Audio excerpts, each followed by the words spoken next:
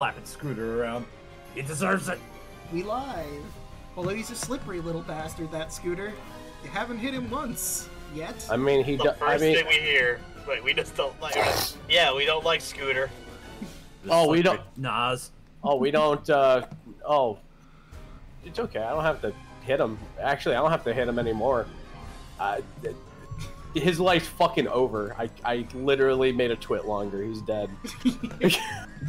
If he does a job, he's fucked. Don't worry, Snack will do his job to keep the pet preoccupied. It can't hurt me. He just has to, you know, keep full health before he does any job on the first of every day, so he doesn't immediately die. Oh. I forgot about the snozzlings. You sure did. And the one that wormed its way into your nose. Yeah, don't worry, I can get that out of you. Hashtag, you're not gonna like it, but also, hey, hashtag, I can also put your blood back into you. Let me grab our schnozzle sheets. I can use greater restoration, whether or not that's greater restoration of a nose, that's a second thing. Look, you just have to get it out of him before a minute passes and it consumes his nose. You got time. His sweet little nose flesh. I was gonna be gone before then. Maybe. Snack has to rip it out himself. Oh man, that made me feel fucking bad. You all right there? No, I said nose flesh, and I feel a little bad. I was like, ew. I just had to laugh that I just saw like another quote-unquote controversial opinion tag thing, and I'm like, what's your controversial Star Wars opinion? Mine is Episode 1 sets up the story perfectly when you watch it first, and like you watch the episodes in like numbered order, it sets it up wonderfully. The prequels, I feel, Episode 1 isn't as bad as people think it is. Yeah, exactly. It's not. And no, I'm not saying it because I literally was 6 when I saw it, and it's like nostalgia. No, watching it like after not watching it for like 10 years, that movie is very good. The CG doesn't hold up for shit, but it's very good. I mean, for the I time, watched it it was like pretty 2 or good. 3 times as a kid at one in theaters. Just ignore Jar Jar. I broke my Episode 1 tape when I was 7. Like, I watched it over and over again. I had the video game. I did too. There's a lot of the N64 Racer. Oh, I had the actual PS1 Episode 1 game. Oh, okay. Because, like, when you say Star Wars video game, there is a lot of them. Also, Star Wars Demolition. Think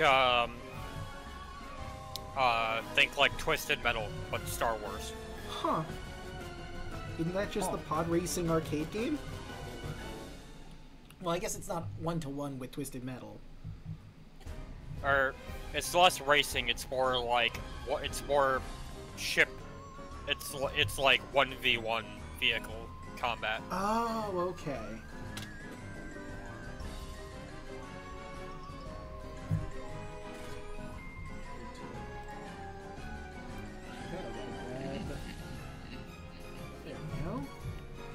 And then they had the edutainment game, Star Wars Droid Works, when I was growing up in school. It was really fun.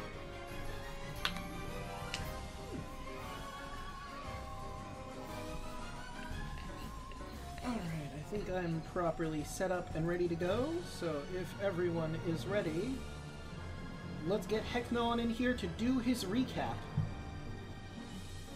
That sounds swell to me. Let me just do... God, they already have to. Yeah. Well, I already have... We're contractually obligated here. Yeah. Like, I've already got the summoning circle set up with the rubber chickens and the various clown paraphernalia. I'm surprised that I'm surprised you found a joke book from 1957, pre-McCarthy era. That's going to be a very strong anchor point. Yeah, that was really hard to find, but thankfully I did manage to get it. Oh, looks I told you, just find the land of dead jokes. You know what? You were right. What a necromancer just tells dead jokes. Like a necromancer clown. Necromancer clown bard. Who tells just groaners, right? Just groaner jokes. Yes. Yep. His jokes do psychic damage. As well they should. Just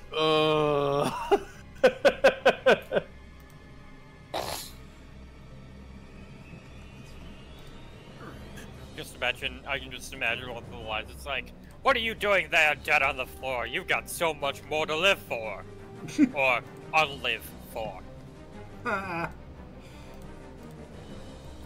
And if they don't laugh, he just pulls out a single bicycle horn between a skeletal thumb and finger and just goes.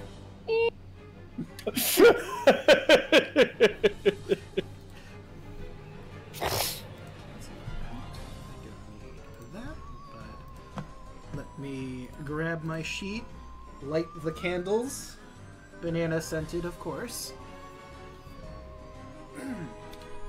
Ladies and gentlemen, and everyone in between or outside of, I give you the host with the most attractive, and well-spoken, magnificent clown in all the multiverse, the founder and creator of the Revelian, the one, the only, Heckna!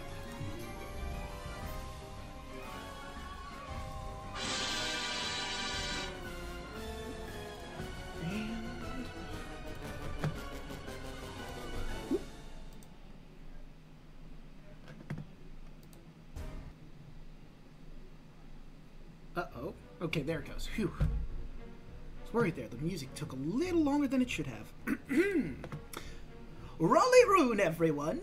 Heckna here for my breathtaking recap. When last we left the players, Hotaru Nightbreeze, the Drow Sorcerer, Lilith, the Tiefling Bard. Oop. Copy ran away.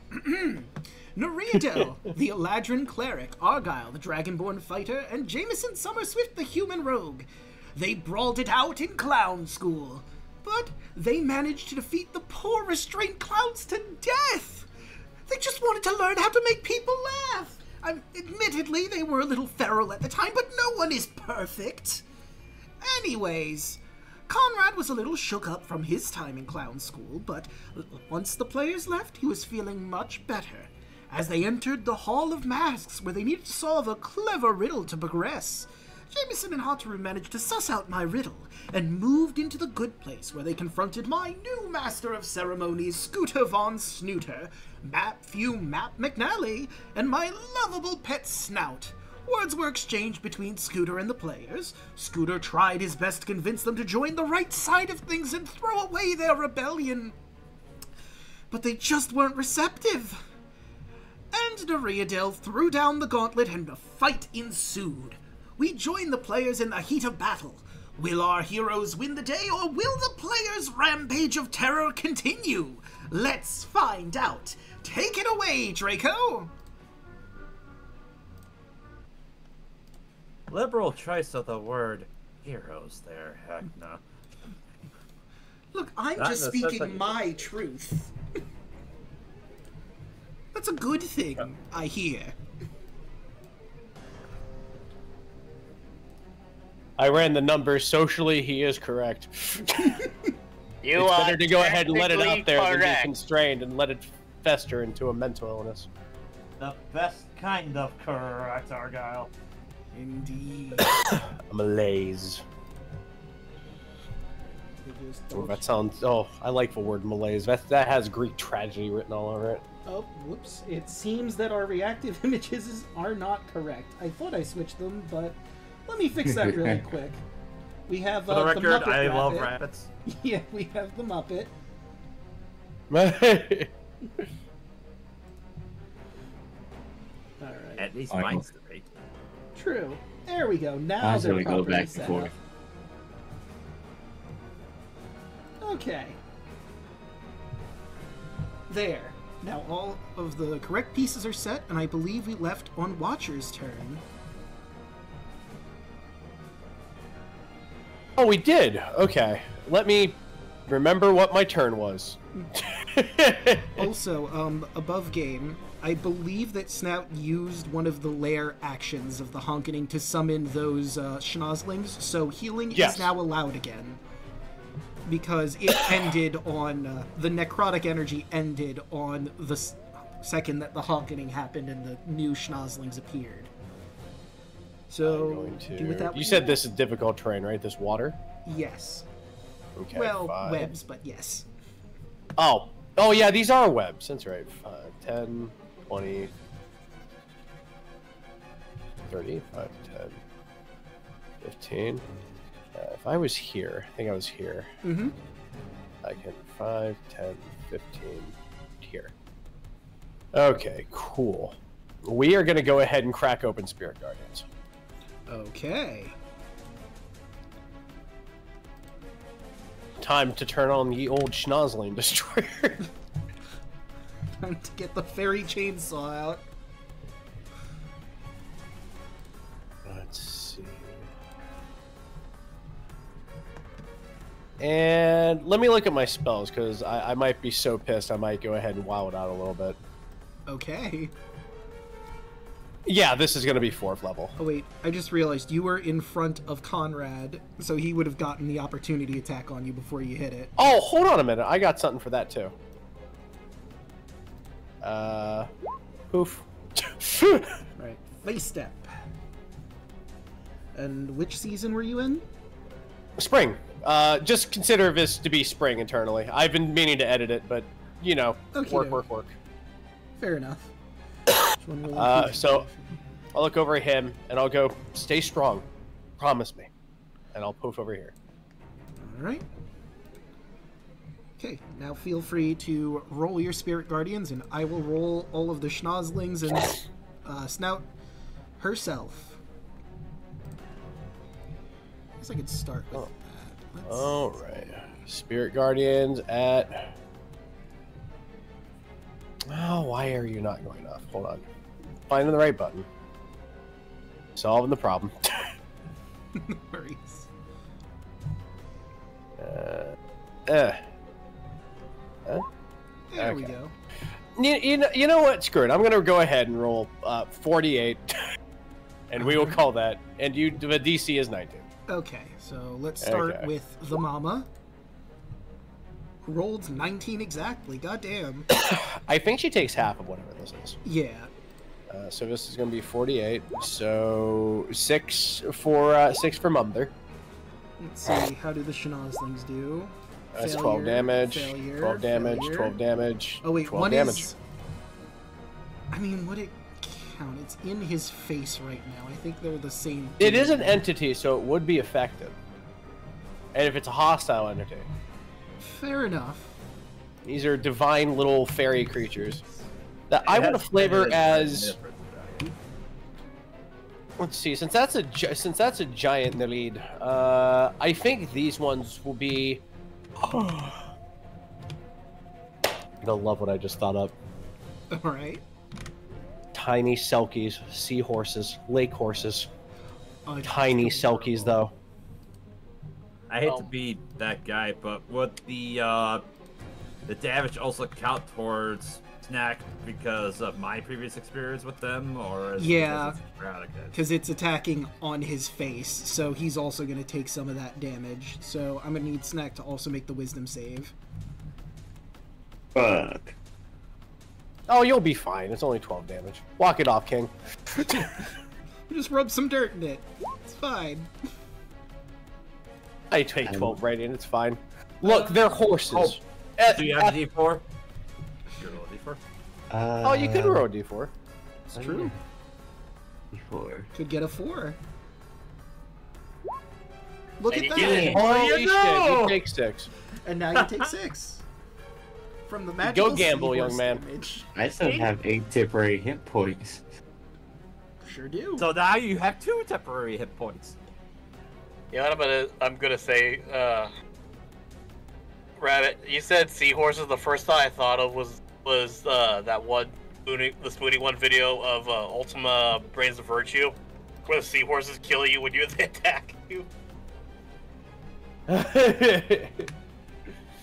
Hold on, actually, wait a minute. But yeah, a rumbling under the web in the water as just a screw ton of selkies, of tiny selkies, just jump out of the fucking lake. They are kicking, they are biting, they are slapping. I don't know what the ass end of a selkie looks like. Fish? Let's say a fish. So yeah. This exact clip. But anyway, welcome to the sea stable. All right. And that's the end of my turn. Now it is Conrad's turn. We'll start with a wisdom save with disadvantage to try and go against his... That is a 6.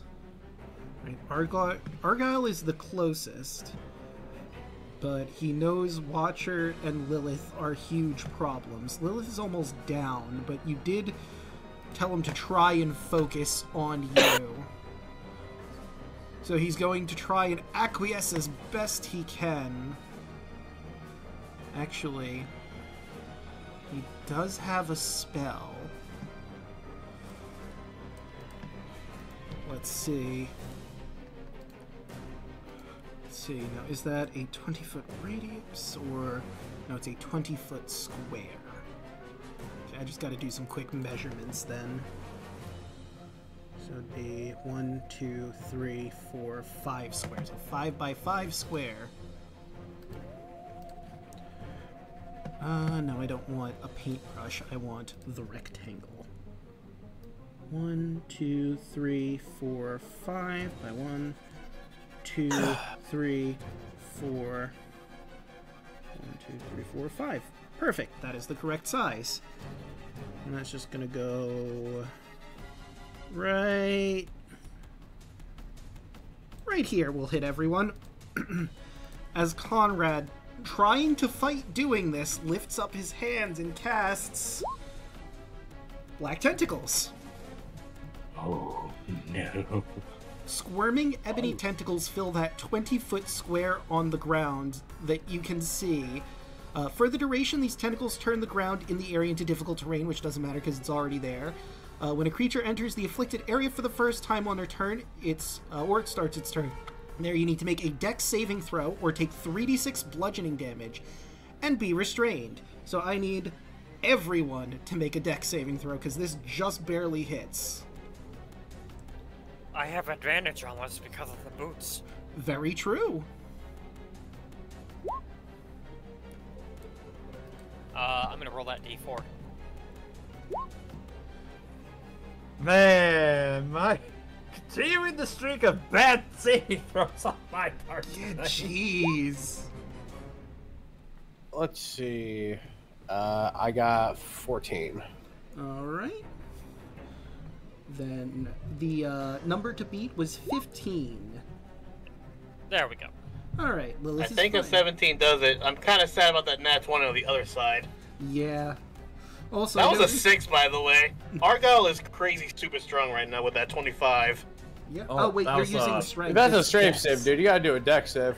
Oh, Yeah. dex save. I thought it was... Yarp.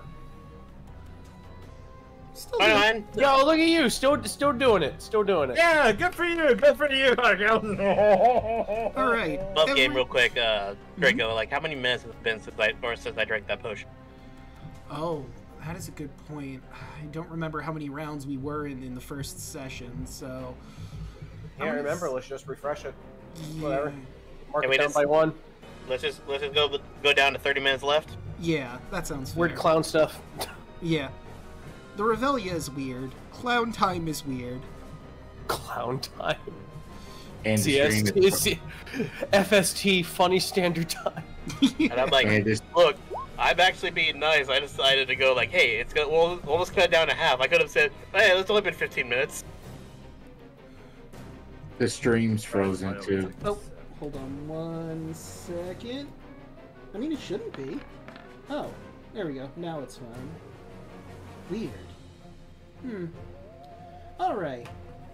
So, let's see. Anyone who made the saving throw, I believe you're fine, because it says or take. It doesn't say they take half anywhere in here, I don't think.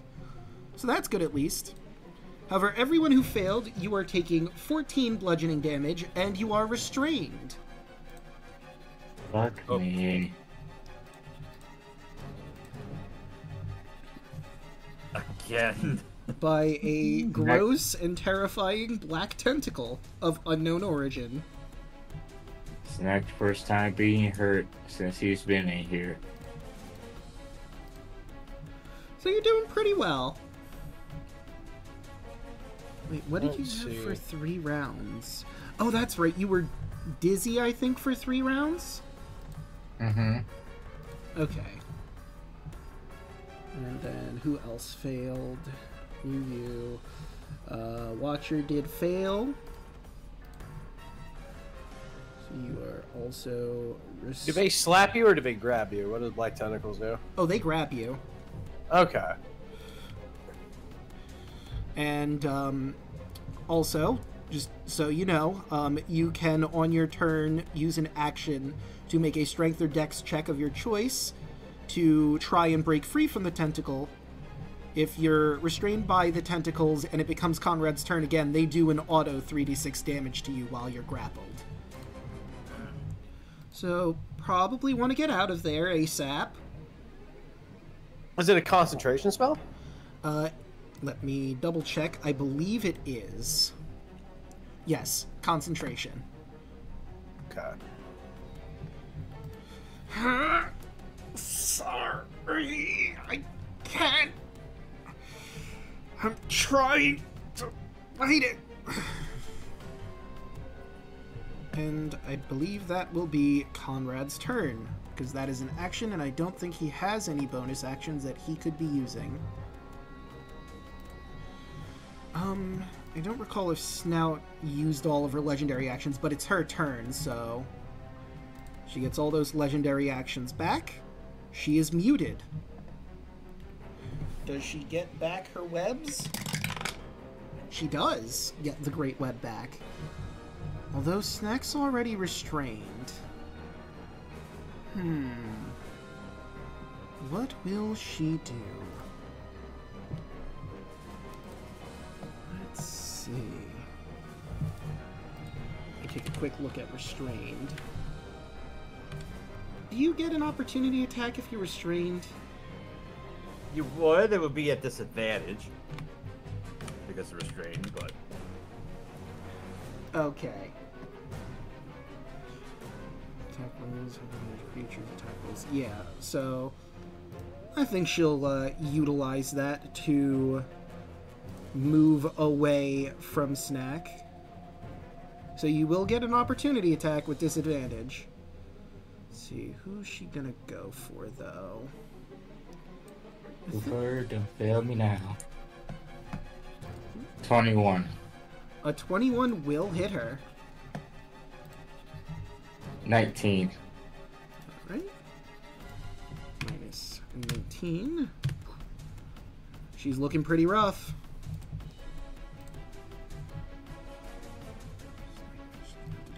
And she's going to begin her piercing tendrils, starting on Argyle. That's a failure. A 21. Shield. All right. Number 3, excuse me. That's a 14. And a 22. None of those hit. And she turns her attention to Watcher. A 21, I do believe, hits for 8 piercing. And then... Okay. Number 2 is a 20 for 9 piercing. And that was number 3, I believe. 1, 2, 3, 4, 5, 6, 7. 13 will miss. And her last tentacle... 27. We also forgot about Spirit Guardians. True. Yeah, she has to go ahead and make a. She has to go ahead and make a save. All right, so let me do the wisdom save. That would be 8, 9, 8. But let's see how she does. That is 20. She's fine. She's gonna take half of this. Okay, so That's gonna be 13. you're not gonna believe. Or if you this. round down in the house, it's 12. No, I round up. Oh, you round up? That's 13. So how do you want to do this? That was I one want more. I want the Selkies and the Nareed to go ahead and shift places. Okay. And I want the Nareed to kill Snout. All right. Because this is her domain. It was her domain, and it's her domain again. So she swims through what should be webs, and she just plows her trident straight through this monstrosity as it tries to grab at her to no avail. The tentacles reaching, but just barely not grabbing her, and she shoves it down one more time as a dark purple blood squelches out all over the place as Snout, the mother of all schnozzlings, is dead. Meanwhile, Scooter, in the upper left right corner of the map, oh, fuck. Oh, no. Oh, I blew it. Heckna's gonna be so mad.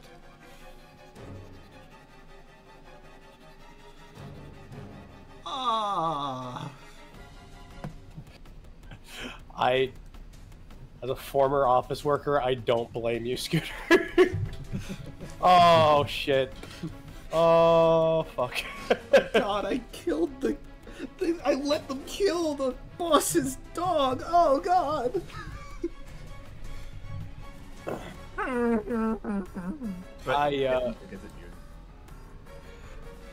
Watcher is just knees in the webbing, just his arms just held up in front of a Nareed, just his eyes closed. He's praying to it. He's praying to the glory of the glory and newfound strength of the Nareed. She killed Snout with absolute glee, understandably.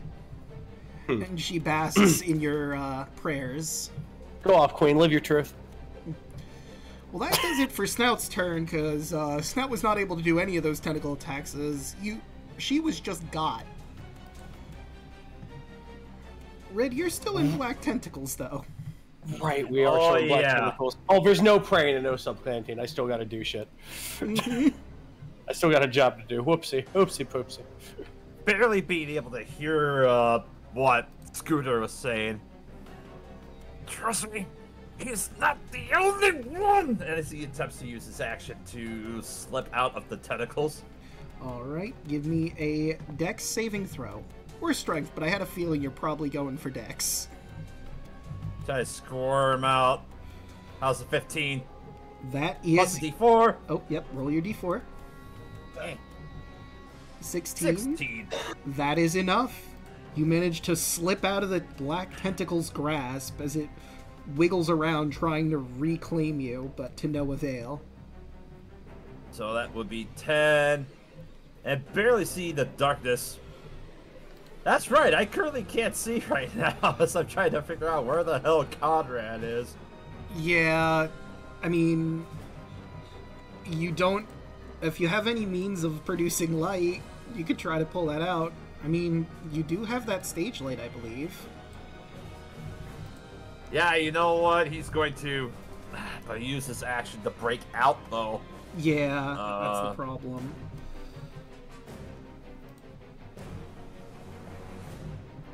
You know what? He's going to... He'll take the time to use his free interact object. He'll go into his backpack and he'll pull the lantern out, but that's about all that he can do this turn. Okay. Because he is sick and tired of all this darkness going on in here, and yeah, that'll be it for turn. Alright, that brings us to Argyle.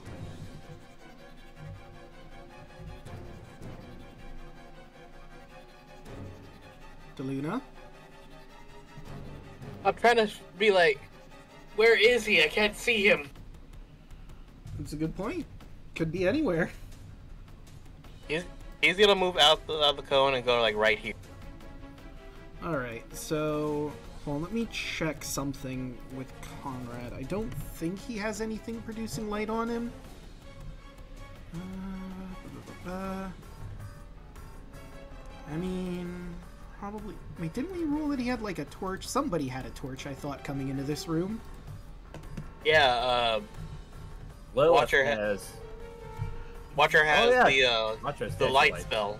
That's Yeah, right. yeah, I do. I do have that light shining on my staff. Yeah, so... And it can't be dispelled. Yeah, so your light just barely doesn't show where he is. So, Argyle, you're in pitch black darkness over there. Is it possible for me to use prestidigitation to make myself glow? I don't think that's part of prestidigitation, but I will double check. You can make like a shower of sparks, but it doesn't say anything about like how much the... Yeah, you sparks could give off light. instantaneously light or snuff out a candle, a torch, or small campfire. You instantaneously clean your soil, chill or warm. You make color, small mark, non-magical trinkets, instantaneous harmless sensory effects such as a shower of sparks, a puff of wind, faint musical notes. I mean, I guess you could do like a shower of sparks and that would produce a little bit of light for you. I mean, that would be your action to do that, though, if you wanted to do that. I'm gonna move back where I was, if that's alright. Okay, that's fine. Where is he? Working on it. Two steps down and to the right. Because I can't really do anything, actually I am gonna go like right here to the ends of where I can see. And if he's anywhere near, like if he tries anything near me, I'm gonna hold action to attack. Okay. Like if he goes like right here or right here, at any point I'm gonna attack on him. Okay, so you're waiting if you can hear him and then attack. Yeah, if I can hear or see him, basically. Okay. That's all I can do. Alright. And that brings us to Scooter. Oh, Scooter. Scooter, what are you gonna do? Oh, Scooter. Look, even I feel bad for you right now, man. I'm like, ooh. Let's see. It's like we were screwing around. We broke fucking Dad's favorite lamp. Yeah. Alright, so let me see. I believe he has. Let me get a good look at his senses. Yep, he would also have that. So he should be able to see everyone in this room just fine. Yep. So what's he want to do? Try and take out Lilith from where she's currently standing. Although, Watcher's the one that did just take out Snout. So he's gonna have to get vengeance for that, absolutely, for his boss man. So he can at least say that. Hey, look, I know Snout is gone, but I killed the guy who did it, right? I killed that fairy who said, "You watch." Right, so he's going to look at you at your current point. Is like, this is not gonna be easy to explain. I tried to say live and let live, but I'm afraid I'm gonna have to say live and let die. 20 hits you, I believe.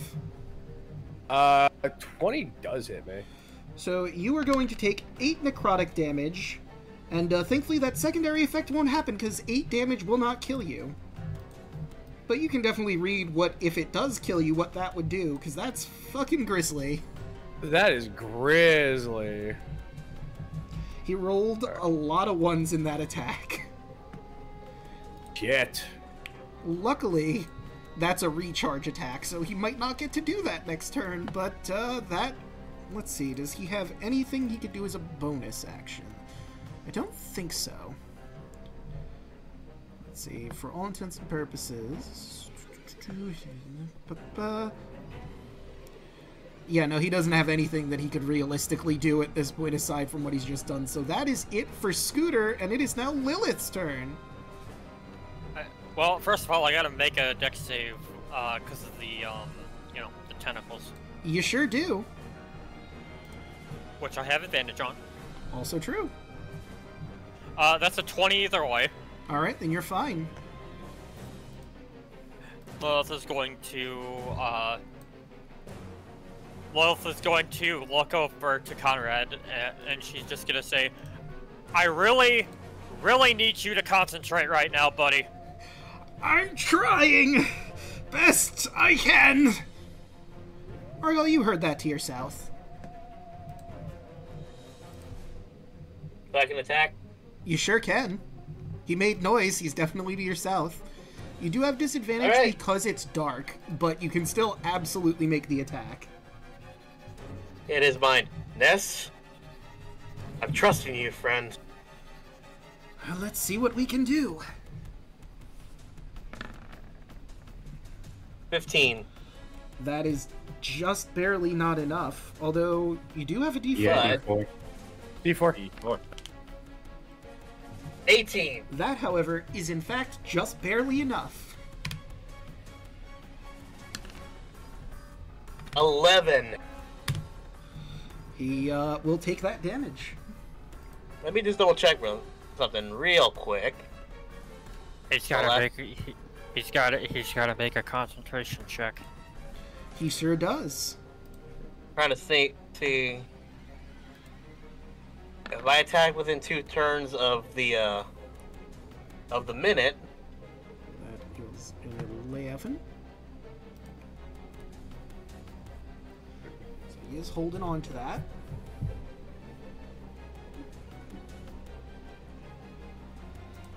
Yeah, I should have moved map view because he's not technically in the turn order, but he would not stay up around Lilith considering everything that's happened so far. Yep. He is hanging Are you around reading- Scooter best he can. You're reading the potion of speed? I don't think anyone has drank a speed potion yet. Wait, who has that? Anyway, Lilith. I'm just figuring out what I want to do here. No worries. Oh, I have the potion of speed. Yeah, Why? I forget who took the potion of speed. I have it. I was just looking at my inventory. Alright. You could get nuts with it. Didn't we also give one to Argyle, or are you the only one that grabbed one? Tried there were 2 potions. Because I know you cleared I think out Argyle that did one. The helper. I don't think he drank it, but I think he has one. Yeah.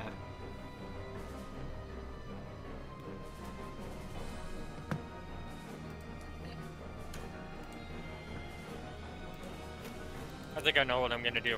Okay.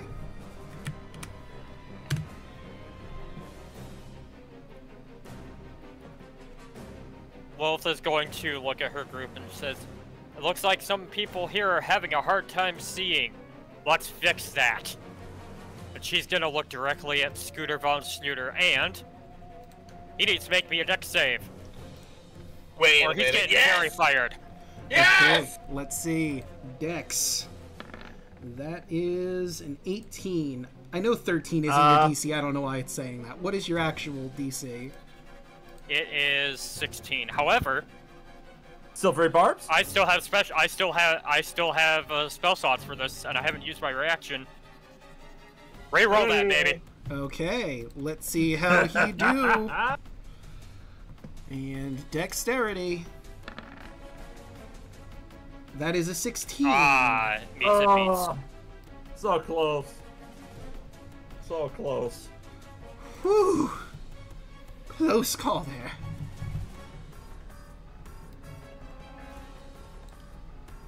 Well, he spoke, so people should know the general area of where he is, and that's my bonus action. He's somewhere in this general region to the north. Oh, Snack sees him.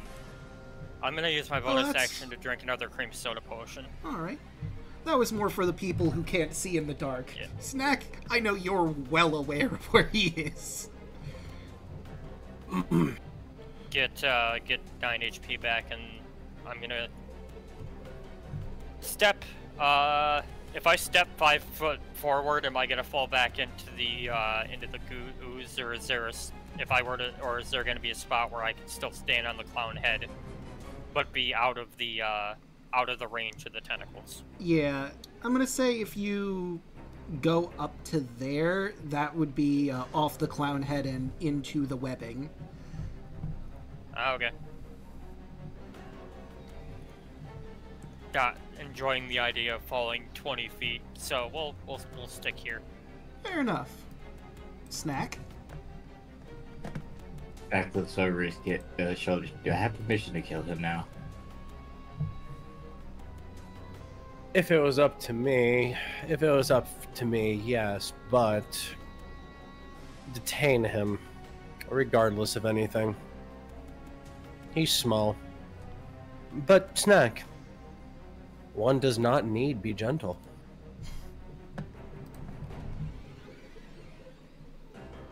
And it was a athletics check to get untangled? It's a flat strength save or dex save, your choice. I'll go with strength. Snack just flexes. Yep. I'm gonna break these cups. As he just forms a 6-pack in his midriff. Snack slowly walks over him. Hang on 1 second, let me check the fumble chart again, because if you were dizzy... dizzy, you have to remain still until it clears, so you wouldn't have your movement. Fuck. However, this is the start of this round, so it is for 2 more rounds you are stuck to that spot as you try to figure out where you're going.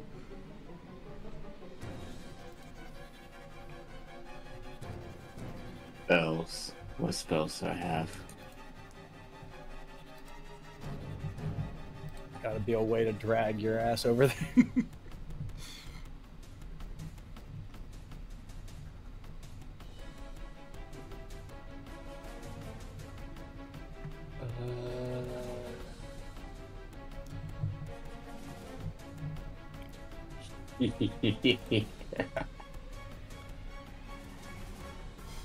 Snack looks at Snooter and grins. How about you come over here? I'm good where I am!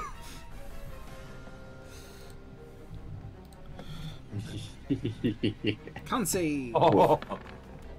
That is a 13. Fails. Let's put him right here. Oh, right next. There you go. You got some unique spells. So, ping it one more time so I can properly put him down. Right here. Right here between the two of you. Yes. He looks around. Oh, well, I hate it here. And immediately he blinks out of existence and... Whoop! Oh, nope, that's one of those. Whoop! Using his reaction to do that.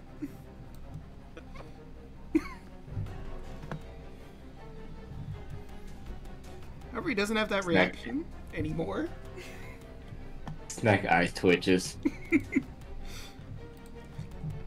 I'm really starting to get tired of seeing that. Well, I mean, if it's any consolation, I'm tired of being put in danger. I mean, I'm still going to fight to the best of my ability, but like, it's not fun. Now, see, that's coward talk. Do I have line of sight of him? Look, I am not a melee fighter. I have spells. This shit is absolutely breaking me right now. Oh my god. pulls out the baton. So do I. Well, you're better at it. I am small. I'm just a little guy. Oh, don't you fucking you're a little guy me. You can't little guy your way out of this one, you son of a bitch. I like to think that exact thing was in canon in Washington. What are you gonna say next? You wouldn't hit a guy with glasses on now, would you? He pauses for a moment, pulls out a book, and just scratches that off. Son of a bitch. Is that it for Snack's turn? Is he in line of sight? I'm gonna say no, because the clown head is in the way. Although it's the hair on that point, given your current position, he might actually still be in... You know what? I'm gonna say he is just barely in sight. Spending us 2 sorcery points to quicken spell.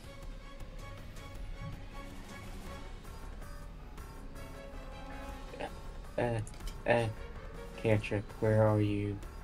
Firebolt. 15? A 15 will hit. Okay, I'm gonna ask this question. It is actually very important. Can I see where the fireball goes? You would have to turn around to see it, because you're focused more on Conrad at the moment. Yeah, he's also got a clown head in the way. Mm-hmm. Yeah. 14 fire damage. Alright. You can't run forever. I think I'm doing a pretty good job, but we'll see. That's next turn. Watcher. Snake's pissed. Alright, let's see what we got. You are currently restrained by Tentacle. I'm currently restrained by tentacles. Dastardly tentacles. Let's see. Take a look at our map here.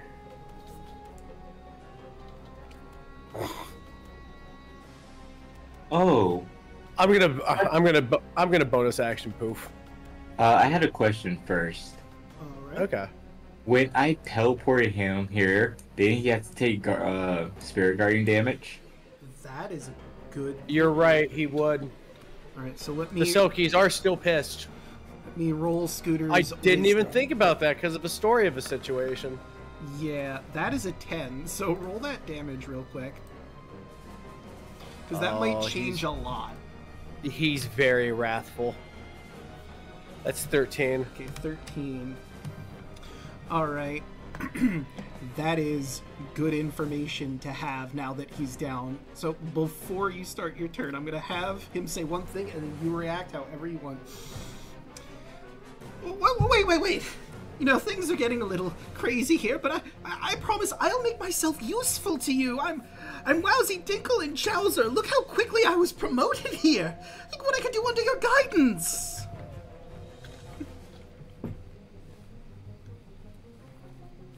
You turned Conrad against us. Well, I didn't do it personally. That was Sophie that did that. I mean, I did go... You can remove it. I don't have that capability. That's something you would need her to do. I'm not an expert in surgery and torture. Well, guess what? She's dead, and we can't really do that now, can we? You know what? Another thing that would get rid of the brainwashing is getting rid of the subject, the person in charge, Heckna. That might do something, I think. I'm assuming, though, you're unwilling to really do that, now, are you? No, that's not necessarily true. I'm willing to change to your side. I mean, like, look, you would never have to worry about me turning against you. Because, I mean, I did go to clown school and I did great there, sure, but I was never waxed up by Sophie or any of that. Nope. Clean brain in here. To say nothing about the doom hanging over your head. Well, Especially when I see you. I'm referring, of course, to your little predicament. As I make a sword slash gesture across his chest lately.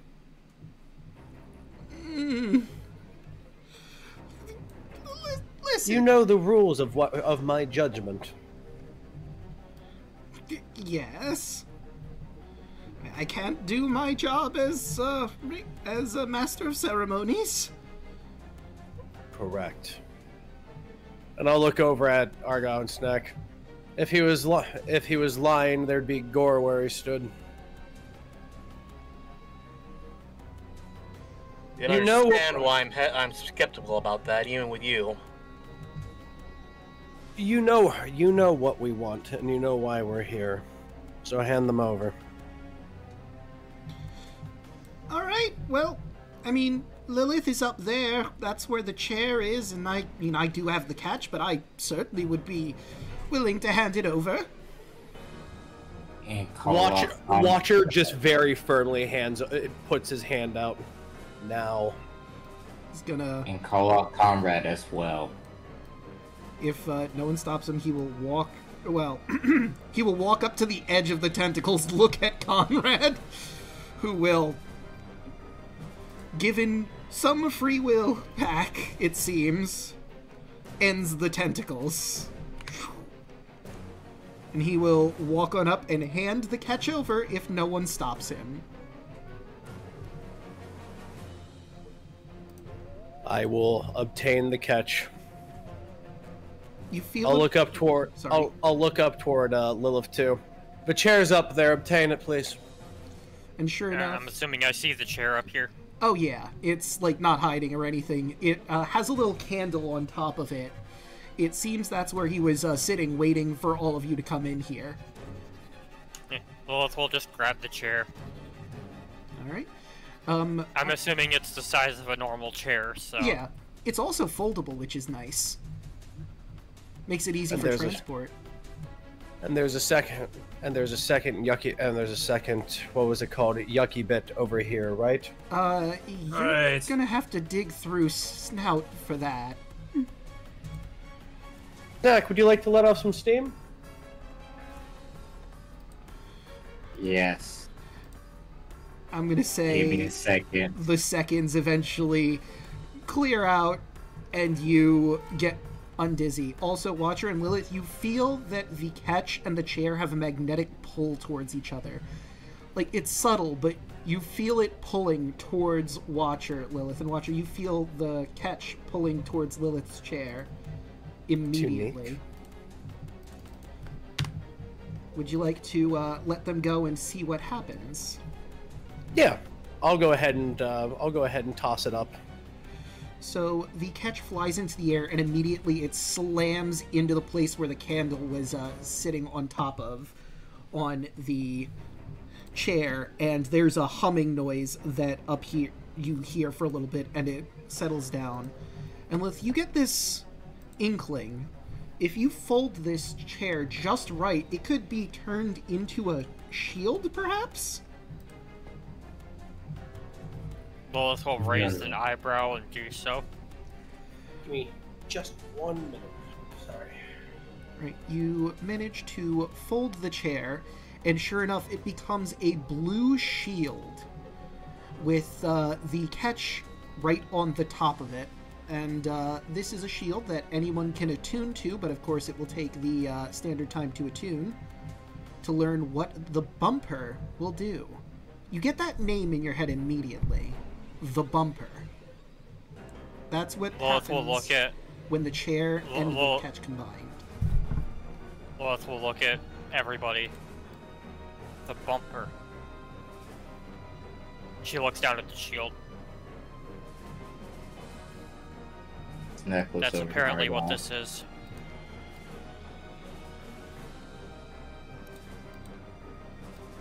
Well, maybe we should give that to Argyle for the best person to use it.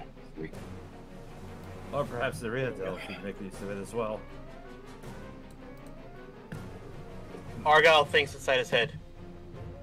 Think you'd be okay with me getting a shield? Oh, of course. I mean, a shield isn't a weapon. It's a tool for defense. I mean, I'm pretty great, but I can't do both. I am but one sword. Clearly haven't been studying head as much as I thought you were. Anything can be a weapon. Even a sausage. Fair enough. I suppose with enough dedication, anything can be a weapon, but... I mean, traditionally... Yeah, Argyle says out loud, yeah, I'll take the shield. Right? And Bulk will hand the shield over to him. And if you'd like, you could certainly attune to that now. Does this fill all of your attunement slots? Yep. So we have the armor, the sword, or the armor, the shield, and the thingamajig. So we will take... if you want to use this as a short rest to properly attune to this, let me show you what the bumper both looks like and does. Please, because I need my key back.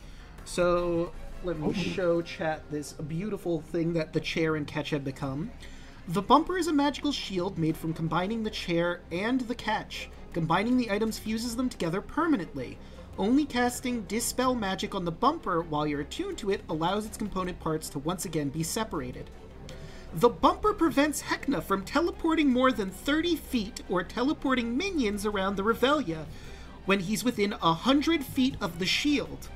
Additionally, the bumper reduces any damage dealt to its wielder by Heckna or his minions by 5 per successful attack or damaging spell. While holding the bumper, you have a +1 bonus to your AC. This bonus is in addition to the shield's normal bonus AC. So look that, Argyle. The bumper is great.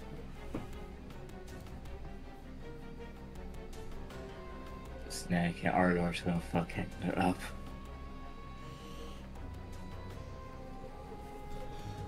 I mean, natural. Like, I'm gonna have 21 AP, guys. God damn. Well, hold on, let me look. Shield. Because, like, a shield traditionally gives you... +2. A +2 to your AC. So it's the +2 and a +1, because it is a +1 shield. So, If we want to take a rest real quick, like the short rest, it'd probably be a good time to take a break right now. Anyway, That's a good point. Snack needs it. I have 1 key point left. Alright, just before we take the proper break, is someone going to rip the second yucky bit out of Snout? Oh, Snack's gonna do it. Alright, Red would like to assist. Okay, so roll survival with advantage. I'm sitting next to Scooter, just forcing him to watch. I still a fairy. He winces. 18. With 18, you That's pull a out... D4. Oh, break your D4. 21. With a 21, you are not gentle. You're taking out a lot of aggression as you rip this thing's maw apart and dig through its innards, and eventually you find a very bizarre shag cloak. It is red and, like, carpety in texture, the outside of it. The inside is a nice velvety feel to it, but you seem to have found the second yucky bit. Oh god, it's a Muppet. That versus I was gonna say, that's 70s as fuck. It is. Snack. I can look mod as shit. Like, you ever remember having a van, like one of those old, like, Chevy Astro vans, but it had just, like, shag-colored carpeting in it? Mm. Snack would just Yeah. burst out. The funny thing is, Snack would just burst off the skin, covering nothing but his guts and blood, and looks at Snooter as He gets out. He's wincing a little bit. Found it. Good. I'm gonna look down at Snooter. When this is resolved, I want you off this plane. You know what? Fair point. Of And course, I hope no you know, doubt. and I hope you know for the very recent future that my court knows you. Can I make a perception? What are you trying to see? I noticed something moving in the background. What? You could certainly see a perception check. Actually, wait. I don't think I have proper stats for map view. No, I wouldn't be able to properly roll stealth. Actually, no, I could. He just has a +0. It would just be a flat dex to see. So let me roll a d20, and we'll see if your passive perceptions beat out. I mean, red certainly would, but... My passive perception is a 17. So you would absolutely see map view try and get the hell out of this room. Knack just runs over there and just grab him. No, you staying with us. What are you gonna do to me? More people for the party? Oh, yes. Come on, Matthew. Oh, good. You Here. talked with him. Allow me to hold. Argyle holds out his hand for Snack to give it to him with a really big shitting grin. Snack hands him over. Look on the bright side, Matthew. It'll be just like old times. If it's not, Should have stayed under the rock till it concluded. Oh boy. for a shocking experience. So Stop persisting! So you've killed him. You've already killed him. I don't care. He has 1 HP. I don't think any of us care if he's dead. Nope.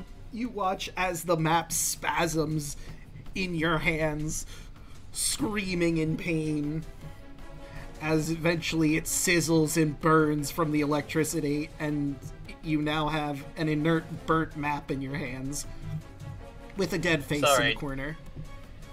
Sorry, everyone, but I really couldn't. Like, you know exactly, or you know what he's capable of. Their direct contact. He did it to That's two, himself. that's two against you, Scooter. A dragon's wrath. The wrath of the court. No, they didn't say ire. You've upped a level. This is what you're going. This is what you're going to do. Pay maximum attention. Are we listening? He nods. You're going to go into a room of your choosing, and you are going to stay there after this is resolved, and you're back wherever you came from beforehand. You are leaving. I do not want you in the Feywild. You are known to the courts. You are known by everybody, and if you dare to step on this board again, I will wipe you off myself. Not as a courtier, not as a court member, but as a very vindictive Fey that has been through way, way too much. Do you understand me? I understand. Crystal clear. Good. Now, here is the second part of this, because you're going to earn that small mercy that I only give to you because of the oath of my making. You are going to answer everyone's questions. If you do not, guess what? I will place a second judgment upon you. Okay. It will not be kind. Snack slowly brings up the hammer. Lilith is holding the baton. I'm thaumaturging to make my energy very radiant. And also some fake cackling. Like some confused, like, you know the murmuring in a courtroom? Mm-hmm. Just a bunch of, like, murmuring, just like the Fae don't know what's gonna happen. What's gonna happen? Is he gonna live? Is he gonna die? I'm upping his anxiety. For funnies.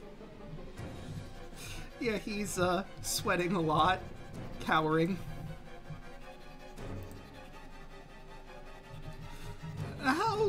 Now, What can I answer? speak.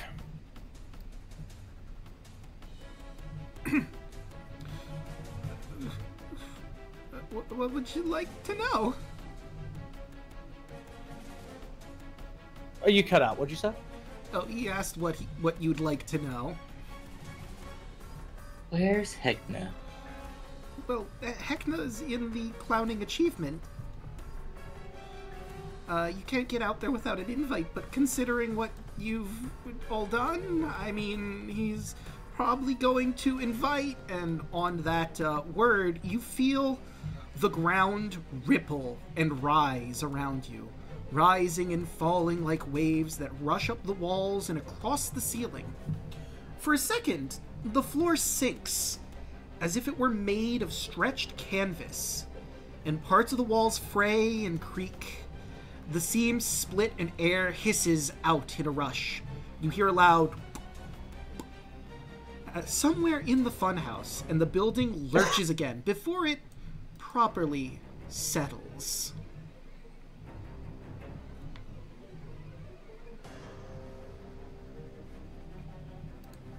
What was that? Well, you killed Snout, so that's probably some of Heckna's hold on this place leaving.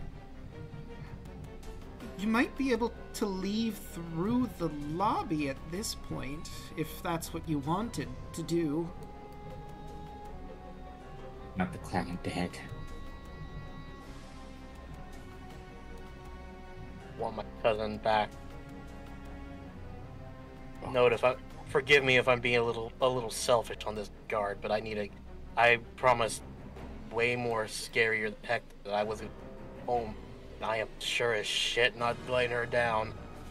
Have you heard the stories of angry dragons? Exactly why I'm determined to not make her angry.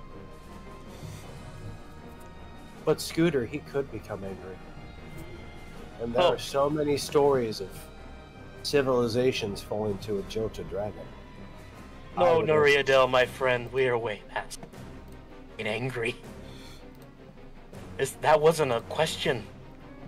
That was a statement. Right. Like, Do you Argyle, know? if you see him, like, Argyle is just in such a level of I am done with this fucking place that even Ness would be like, yeah, you're holding me a little bit tighter.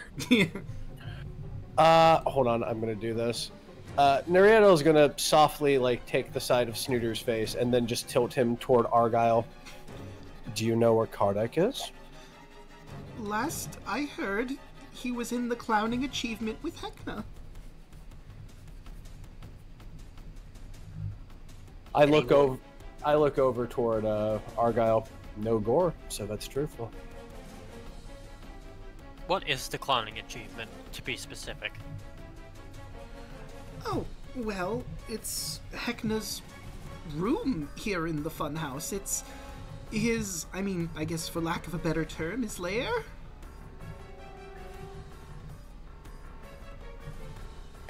His domain. Yes. Huh. Did Heckna do anything to Kardec? He did, yes. What did he do? He's a little shaken. He lifts his hand to his nose and squeezes it. Answer the question before I decide who's this. Was that not clear? He... Lilith looks at Argyle. Argyle, I think what he's trying to say is that Kardec may have been clowned. It's...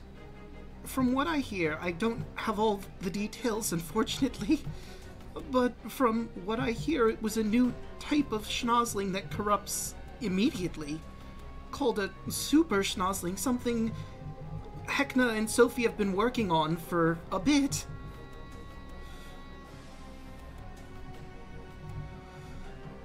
Argyle is now so mad, he's literally sparking.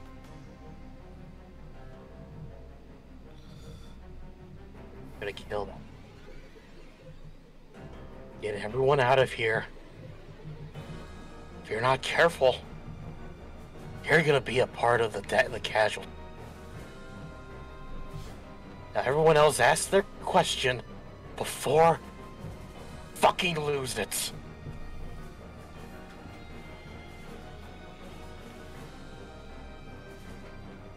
I give a small nod to Argyle.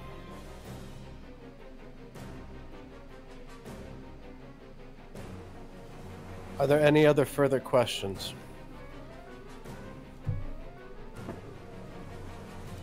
Not from me, at least. Because while this has been going on, Red's actually been actually walking over towards Conrad.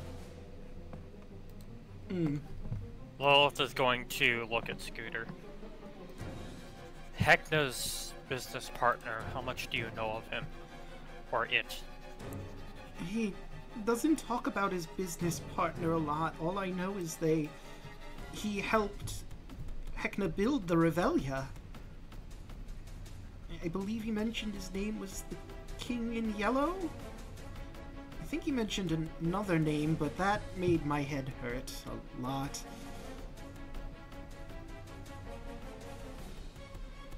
Well, that confirms our suspicions, then, at least. Really?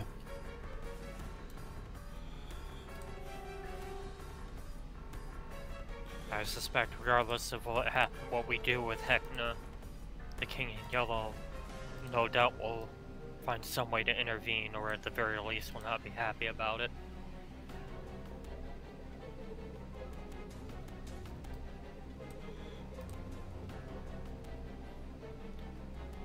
Meanwhile, on the other half of the room with Red and Conrad, you notice, Red, that he's collapsed to the floor using the last laugh as a bit of crutch to hold himself up, but he slumps against the wall and starts leaning against it. I'm in no condition to join you, nor do I have the right. He could turn me against you just as easily. He holds up the last laugh to you. You're gonna have to tune to it, but it's yours.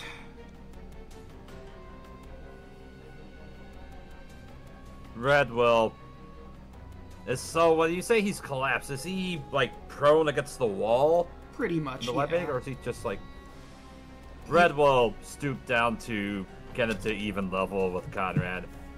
Just stare at him eye to eye. He'll actually grab his torch as he's just kind of sitting there in the darkness, and he'll just hold the torch to him. And as he does, he'll reach into his backpack, and he'll pull out... Actually, no. From across his neck, he'll just reach out and grab it. He'll hold the locket. Just in his hand, so the locket's just kind of facing him, so it doesn't necessarily show it to Conrad. He'll look up to him and hold it out towards him. Hey, I'm sorry you had to go through this. Believe me. And he'll turn the locket towards him. We found her. Unfortunately.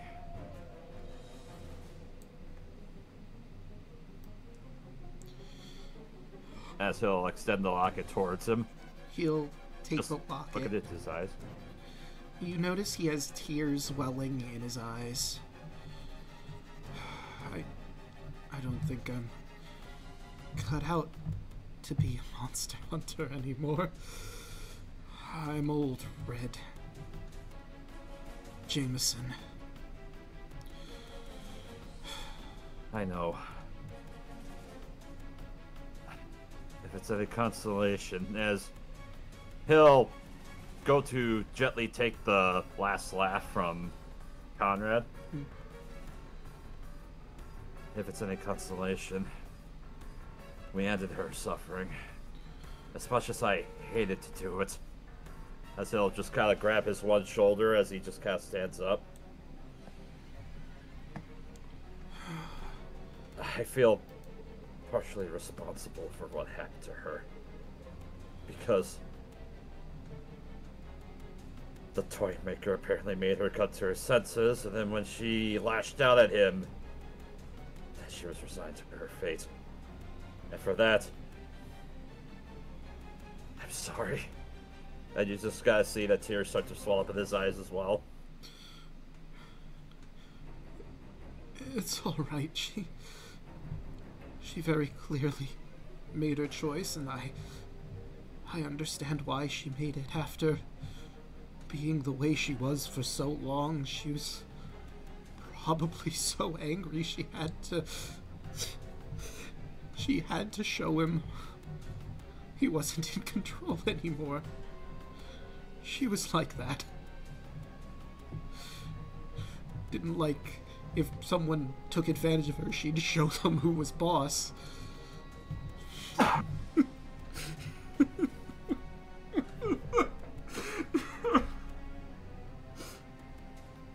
Red will start to cry along with him and then bend down to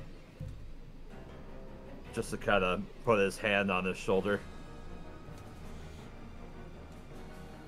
Yes, use that. Remember her for who she was. For the apprentice that she was. For the friend that she was. And for this, as he just takes his hand and he'll place it on the locket. For her memory, and for what she has left. Carry out for her. Will you? I'll do my best. But right now I am so tired. I'm going to need to rest for a bit. Wish you all luck. And are you sure you don't want to not rest here? As he just kind of looks around at this. You saw what happened. You felt what happened after we killed Snout. What if this goes down? maybe Maybe I can get myself to the lobby, but it takes a lot out of you. Fighting against your own brain.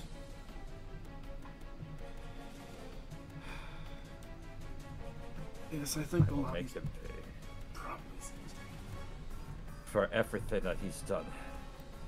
Pinky, the other revelers, for you,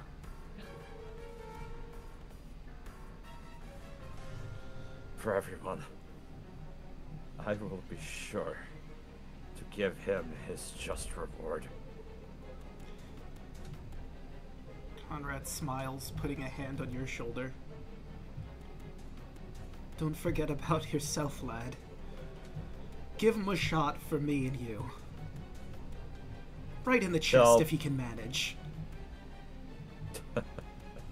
As he'll kind of hold up the last laugh and holding it properly with two hands, and he'll just kind of caress the stock of it, put his hand around the trigger, hold it up in a flourish and aim forward. Right. If that's chest, maybe perhaps right between the one eye he's got at least. And you just see him just crack a smile as it breaks through the tears. Another good shot. It's gonna be hard, but I've got faith in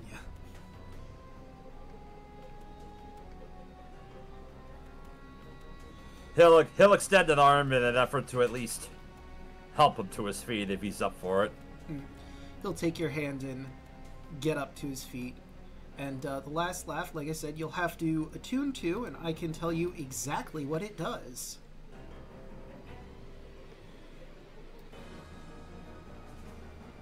Alright.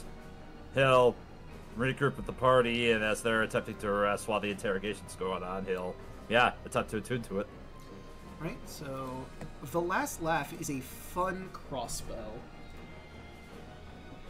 It can be, for the sake of ease, because I don't know if you're proficient with a heavy crossbow, which is what he had it as, it can transform into a hand crossbow, a light crossbow, or a heavy crossbow. Your choice. It'll auto-adjust. Mm-hmm. The stock of the crossbow is painted with the faces of dead clowns and exudes an aura of smug satisfaction. You gain a +3 bonus to attack and damage rolls made with this magic weapon.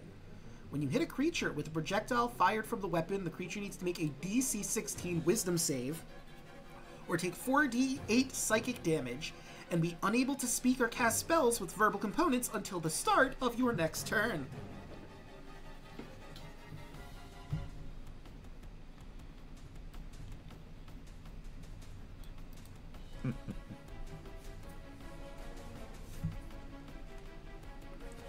And of course, that's in addition to its standard crossbow damage that it would do in whatever form you have it in. Mm-hmm. Yep. So he'll choose to have it in the form of a light crossbow because he could use a light crossbow. Fair enough. So you just remember to add that stuff in somewhere. You can use a light crossbow as normal, and it is a +3 light crossbow.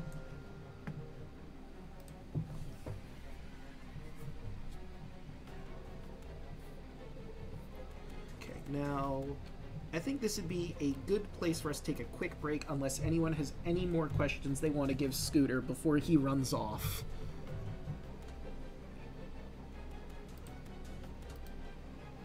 Nope. Alright then. Let's put on the Be Right Back, and let's stretch our water and drink our legs. Oh yeah, no problem. Someone entertain chat while I'm gone. No problem. So Chad, I hope you liked seeing pissed off Argyle, because this is actually like the most angry I've played him so far. How bad do you want to get to Heckna? At this point, it's basically akin to, like, if he doesn't, he's going to stay behind himself. Either he's going with you guys, or he's going on a suicide mission. No. Snap's going to kill him regardless. Snap's staying behind me. He's going to go fight him. He's a homie like that. Because I know I have the 50-foot of movement. And I just reread Vortex Warp. Because, I get to pick the creature.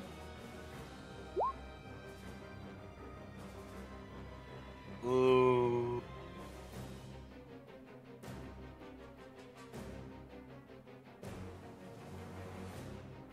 So Snack can run up on Heckna and warp you next to him.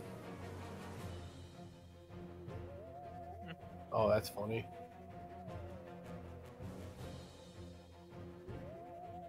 What? I mean, my logic right now is, yes, we can stay behind and fight Heckna ourselves. But then the other half of the logic is, we use the train, go back into the material plane or the other part of the Feywild or wherever we need to get it. Amass an army of, Fey, Titania, Oberon, whatever. And then there's nothing stopping us from coming back with said army and taking it to Heckna. And at least at this point, we wouldn't be doing it by ourselves. Just a sec.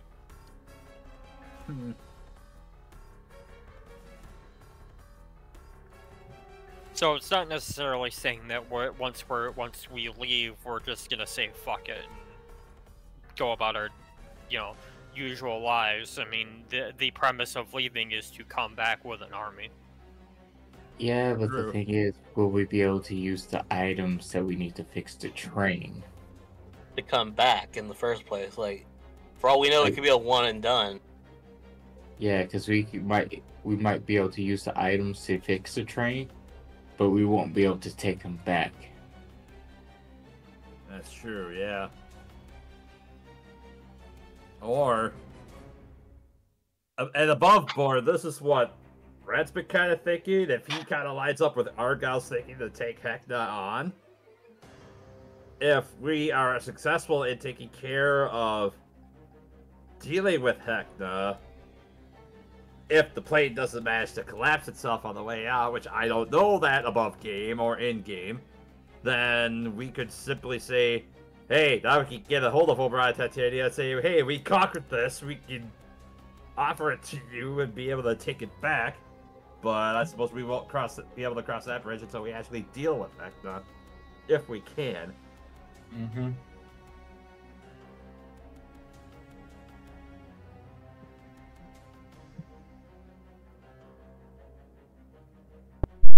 Look at that idea, Rabbit. I have returned. Look. So, real quick, well, will I be, or so for my shield, I just put a +1 shield? Yeah.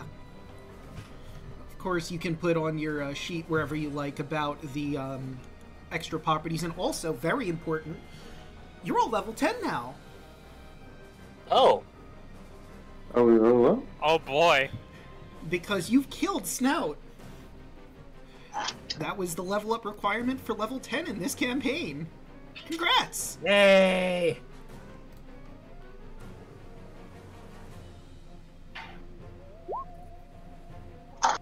Man, doing very, very well for my stuffs. Alright, next. ASI. Oh, that's fun. I forgot. There's actually a section here about that I should have read about the shield coming into existence, but I'll just include this little tidbit at the end. It can still function as a chair. You can fold it back into a chair proper, and you can use it as a shield. The choice is yours. But I gotta throw hands and deflect. Bring. Oh, the threat's gone. Hold on, let me just wait for more. Folds back into a chair and sits down, does the thinker. Yeah. You gonna try me? You gonna try me, motherfucker? Hang on, I could use a bit of a rest. Takes off shield, holds it into a chair. I'm giving myself dark vision. None of you can stop me. I'm tired of this shit. I need to see this. So you know what's funny about that? There's probably not going to be another dark room. I know, but at the same time, like, I just want to say, like, he has this now. I'm gonna give him something nice. What? Ooh, this. Oh boy. I've decided for my level up, I'm taking mobile for feet. Ooh. 10 additional movement speed. Whenever I dash, difficult terrain cannot cost me extra movement. And attacks. And if I hit a target, or if I make an attack against a target, they cannot make an attack of opportunity against me, whether I hit or miss. Yeah, mobile is amazing. I gave it to Dan, and it's so good, even though he was mostly on the broom. I'm like, you know what? He can't be on the broom all the time. Lad's gotta move. Okay, back at the computer. Now let's do my level. Yeah, second.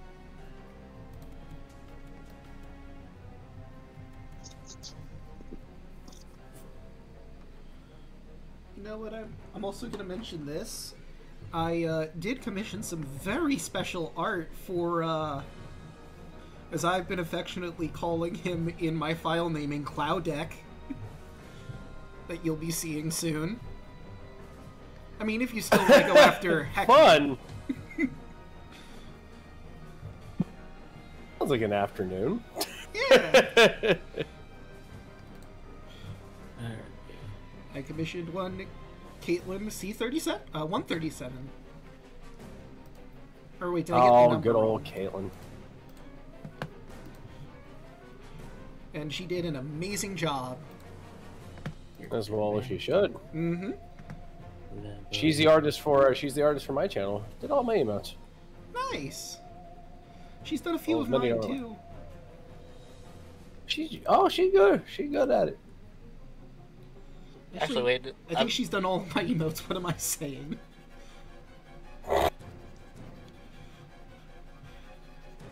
Now, Bubba, I can't just explain what the piece is like. You're gonna have to wait until they confront Heckna and Clown Deck.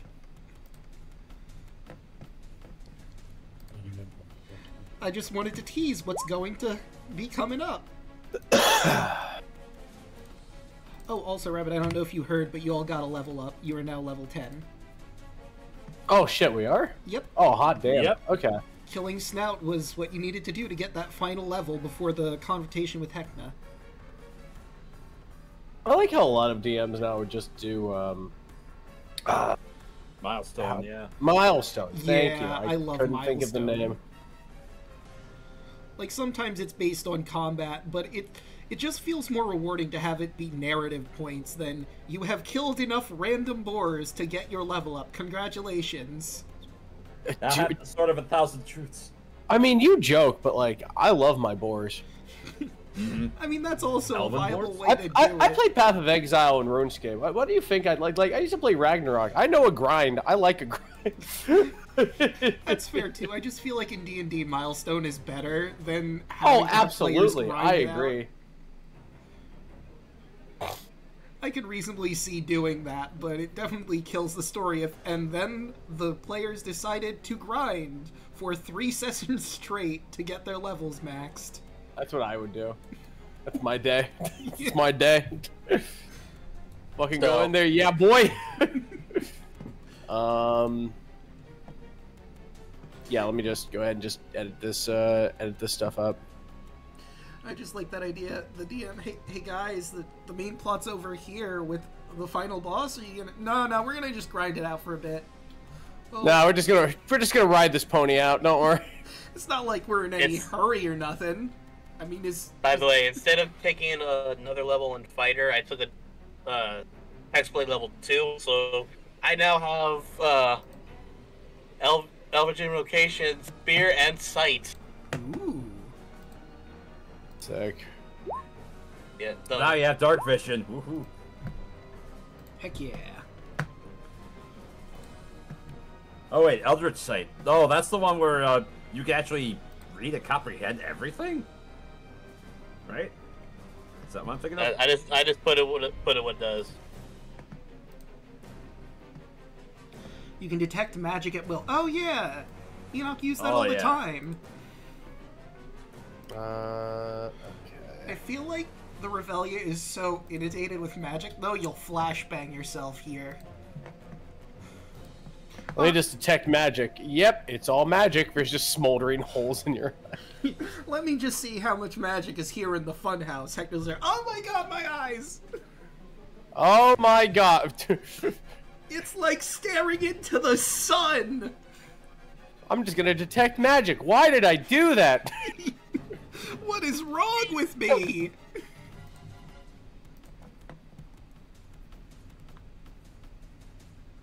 Yeah. You know what?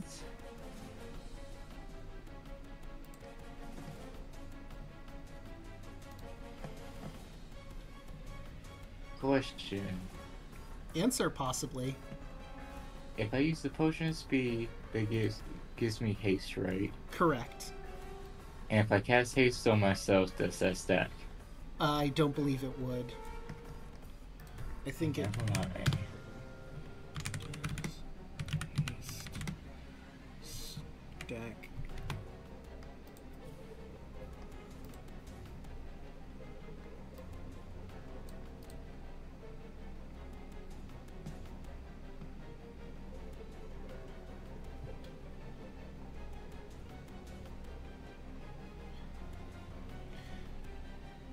Yeah, spell. It's basically the same rule. Like, you can't double cast a spell on someone.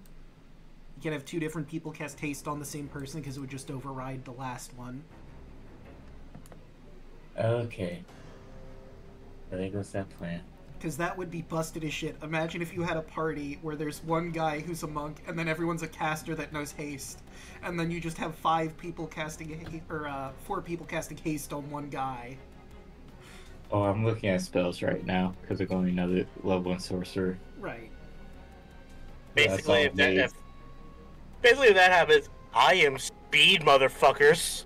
You just break the sound barrier every time you move a step. They call me tough. They call us for time fuckers. What do we do? You become hit from Dragon Ball Super. You become hit from Dragon Ball Super, like you you stop time while you're attacking. Wait, did somebody? You hit so hard that it stepped out for a smoke. Time did. Yeah. Time's like, fuck it. I'm not needed here anymore. I'm going on break. Yeah. My fucking cheap Hugh. My fucking computer looks at me and just goes, "What did you do? What the? Oh my god! What's in your mouth? What the fuck did you do? Fuck you! No, we're not doing that. No way. Ain't no way. Guess again."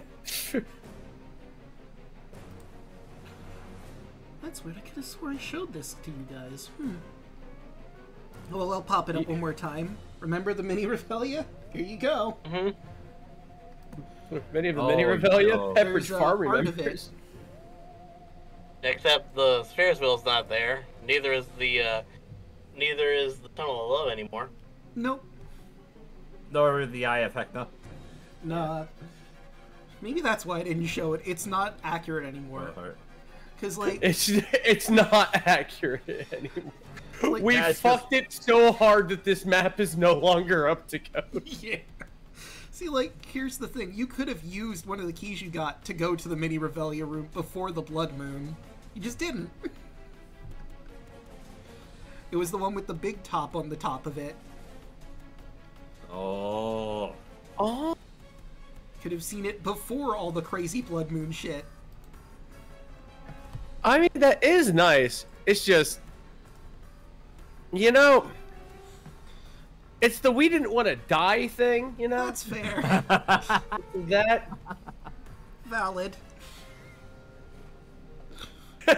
Just look at me. You are heard. You are valid. This is a terrible time for all. What am I gonna say? I can't believe you wanted to live. Ugh. Cringe. That sounds so toxic coming from you. It really is. You're so nice. It's like, Thank what? you. It's like Bizarro Draco. What the fuck is this? Look, it's not our fault he died anymore. That's him.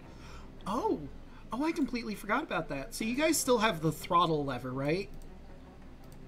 Yeah. So it is also a magical item. It doesn't really have attunement, so I'm just gonna give this to you what it does. So this is a long metal lever, has the words train activation etched faintly into the handle. Though the letters are worn away, it's hard to read. Always warm to the touch, the throttle lever projects a slight aura of conjuration magic, as if it had been long in contact with a powerful source of magic that has left an imprint on it. If used as an improvised weapon, it does 1d4 bludgeoning damage, and on a crit, the target of the attack is teleported 10 feet in a straight line away from you. I don't know if anyone's going to want to use it for that purpose, but I figured that's something on the table for whoever has it.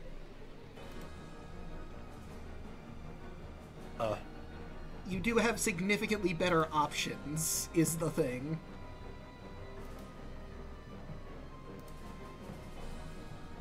Though it is pretty neat to have the ability to teleport someone 10 feet away from you by smacking them with a giant stick.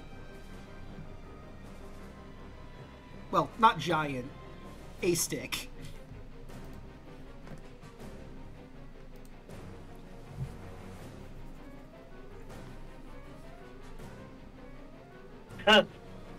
Off topic. I just saw this and made me laugh. Johannes Gutenberg.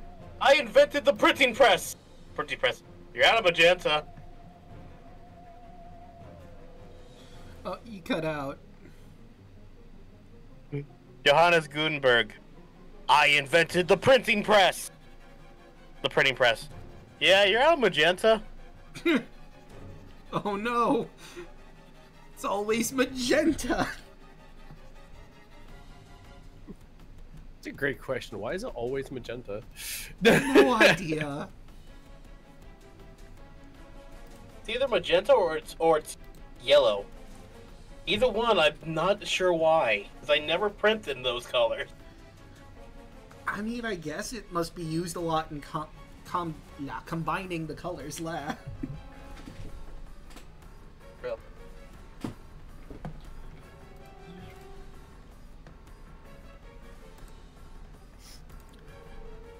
Oh, so look what I can do now. I got Bardic Inspiration D10. Ooh. Ooh. Exotic.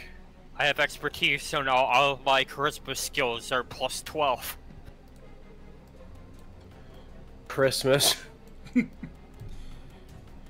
And magical secrets. What magical secrets do you know? Look what I could do now. Ooh. Oh, that's funny. Yo, you got the nope rope? Wait. Yeah, you know what?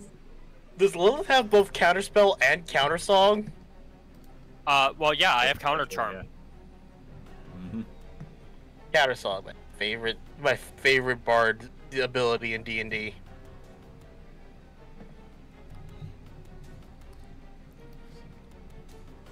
Yep. Counter spell, counter charm. But wait a minute, chat, that's not all. The Holy Trinity! Ooh, and Dispel. So all of the note magic. Fuck your magic. Your magic in particular. Well, Snack got this now.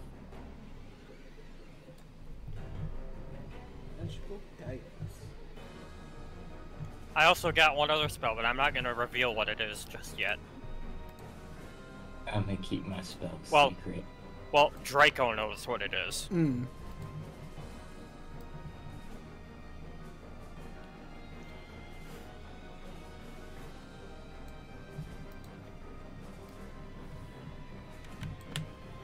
Let me take a quick look-see at...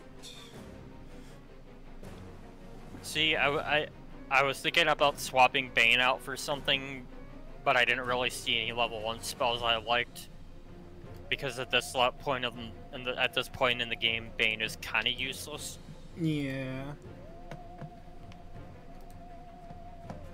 And then I was like, well, Antagonize I haven't really used a whole lot, and I can probably do better. And I'm looking through my 3rd levels, and it's like, Dispel Magic, yes please. Yeah. Spell Magic is a great spell. Mm-hmm.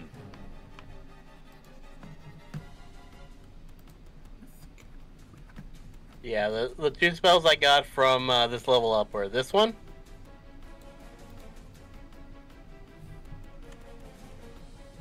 And this one.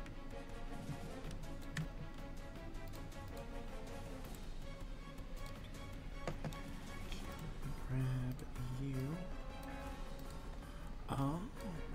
Okay. Hold on. Let me move that out of the way. So, I'm gonna ask just out of courtesy, but I imagine Argyle is gonna be up front when you guys leave the good place. Oh, absolutely. Yes. Mm-hmm. Like, I do not see a Actually, world right where behind he you. isn't gonna be right first out the door. God, it's that Family Guy meme. I just want to talk to him. I just want to talk to him. I just talk want to to kill him. him. I just want to talk to him. Like, bang. Like, Croc's crossbow. I just want to talk to him. I just want to talk to him. I'm also gonna say above game while on that short rest, Argyle would give Snack's the one that has the bag of holding, right? Mm-hmm. Keep this safe, brother. He opens up the bag. He said that in Draconic, by the way. Mm. He opens up the bag for you. And what do you put in? He's playing his original shield. Ah.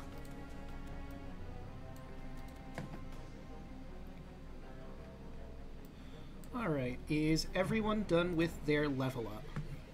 Yes. Oh yeah. Alright then. Let's move... Well, you know what? Let's all go to the lobby! And get ourselves a snack. I'm here. He is! I'm clapping as loud as possible. I hope you heard that. Didn't. Well, actually, 1 second. I have chosen the large tub. Like, I mean, I had to bring you back to the lobby. How could I not make the reference? No, like, that is completely fair. That is 100% fair. Like, I would have done the same thing. So... You leave the good place and immediately find yourselves back at the lobby. A cold wind rushes through the lobby. Patches of the brightly colored rubber of the funhouse show through the carpet. The furniture is strewn about and covered in debris. Red light pours in through a huge hole on the side of the room that looks over the Dismadium. Outside, long heavy strips of material flutter down the outside of the building like ropes. Down on the ground, jawbreakers are working furiously at the air pump. They overinflate one of the funhouse's towers, causing a shockwave to ripple out.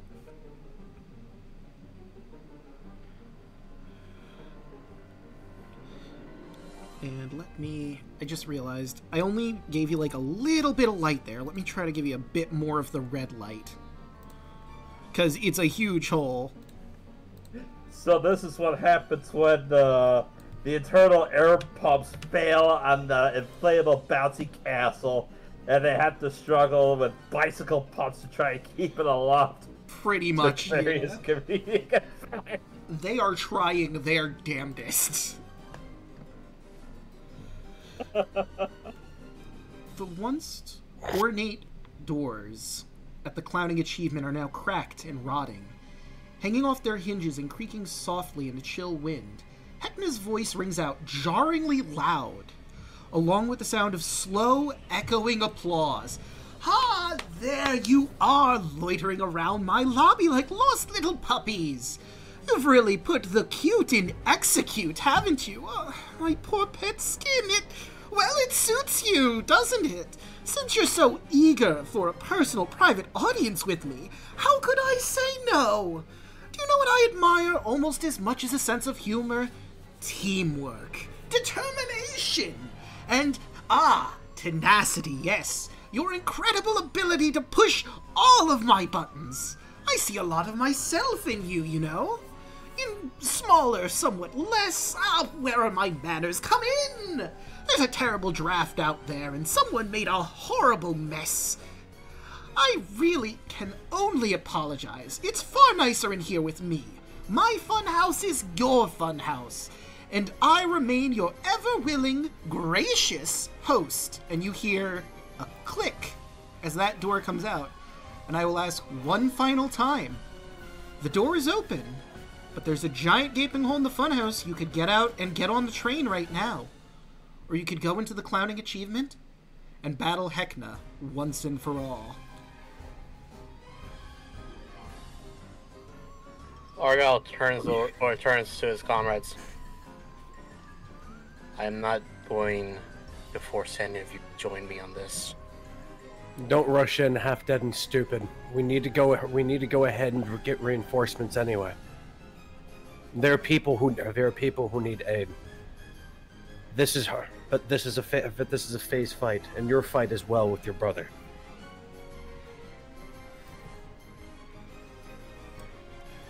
Snout looks at Watcher. Well, one thing that I am kind of worried about. If we use the items that we got to fix the train, I don't think we will be able to use them again. Oh. We do have 2 Yucky bits, and I'll be able to go ahead and have one of those as his robe. And I'm But hardier we than I also- look. I can Drowsire. We also have one stick and one shield that will be helpful in this fight. And the And thing the last laugh. Conrad is in fact going to sit down as you mentioned that. If you kill Heckna, that'll get us all out of the Revelian. It'll probably fade along with him if I had to hazard a guess. The choice is ultimately yours, of course. I'm in no condition to help, and I'm going to sit here and wait for the good news.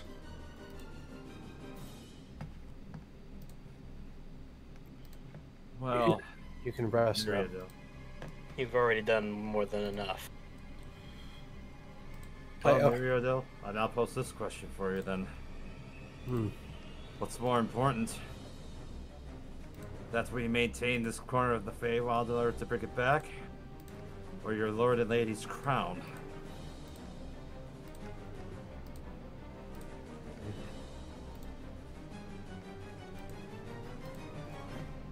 The crown will fix all this. Of that I'm certain. But I'm more concerned for the people who are trapped in here and willing. I made,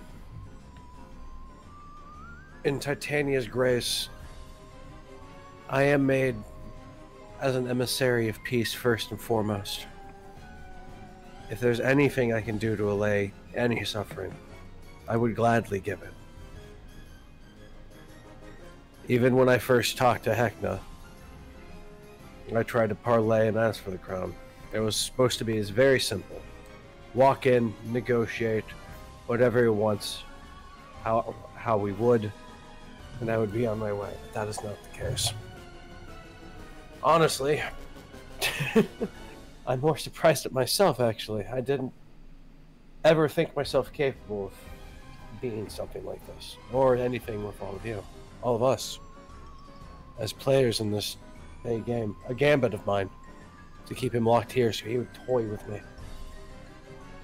I figured if I couldn't get the crown, I could at least use my body to buy time. We have him on the ropes. Well, let's seize the opportunity and conquer this then.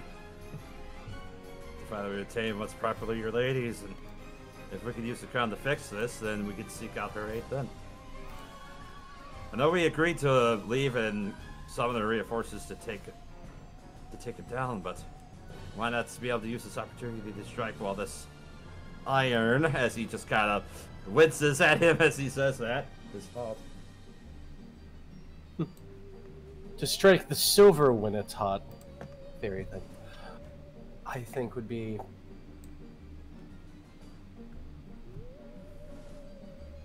Oberon would want to go ahead and take the claim, but we shouldn't allow Heckna to recoup himself. He'll understand. But more importantly, I'll look over at Conrad. Do you think everybody will be okay while we go ahead and do this? Or do you think, as somebody from the material plane, as I am not, I am a fairy, do you think that you and yours, and people like Jameson, would be able to go ahead and hold their own while we engage? Or would it be the safer play for anybody from the Materium to get on the train first? I think I've been at this Monster Hunter bit for a while. Obviously, I don't know the capabilities of everyone that's at the train station right now. I do know they've been holding out for this long. I think, given who's there, the toy maker is there prepping. He's pretty powerful in his own right, with his marionettes working together.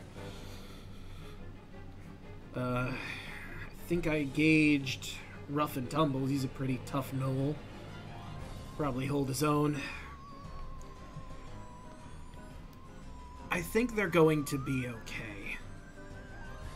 Either way, if you destroy Heckna and get Titania's crown back. I imagine everything around us is going to fade out. And this will go back to the way it was. This is based off of other instances I've encountered with powerful supernatural beings in their domains. It'll either fade or go back to the way it was before their arrival. I'm not too well versed on his business partner, so that's a bit up in the air. Nor I. But At that point, I think expediency, so he doesn't call them. agreed. Oh. The only issue would be everyone would be in the Feywild at that point, so you But would it's have to find a it's way. easier to get out of the Feywild than it is to get out of the Revelia. It's true. It's true. And also all of Feykind is, in a very rare moment, all aligned to excise this. Anybody who'd be willing to go ahead and join can join. Anybody who'd be willing to leave, we would have no quarrel. Peace is what I work for. Snap snaps his finger. Oh yeah. I think I could actually help with the for protection people while we're doing this. How so? Arachne. Your sire, yes. You can tell he made a solid guess at what the hell that word meant.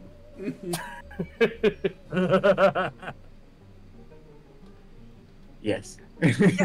Yes, the word. And I look over at at Jameson, like, yes, good word. Well, hold on a second. Let's do this for a bit. I'm gonna roll a deception check, and you can roll insight on this. I will be talking like the Materium. How do Nat 20. Oh, I fucking nailed it. Oh my fucking god, of all the times! This was the moment. That was perfect. Slaps the floor. Fucking nailed it.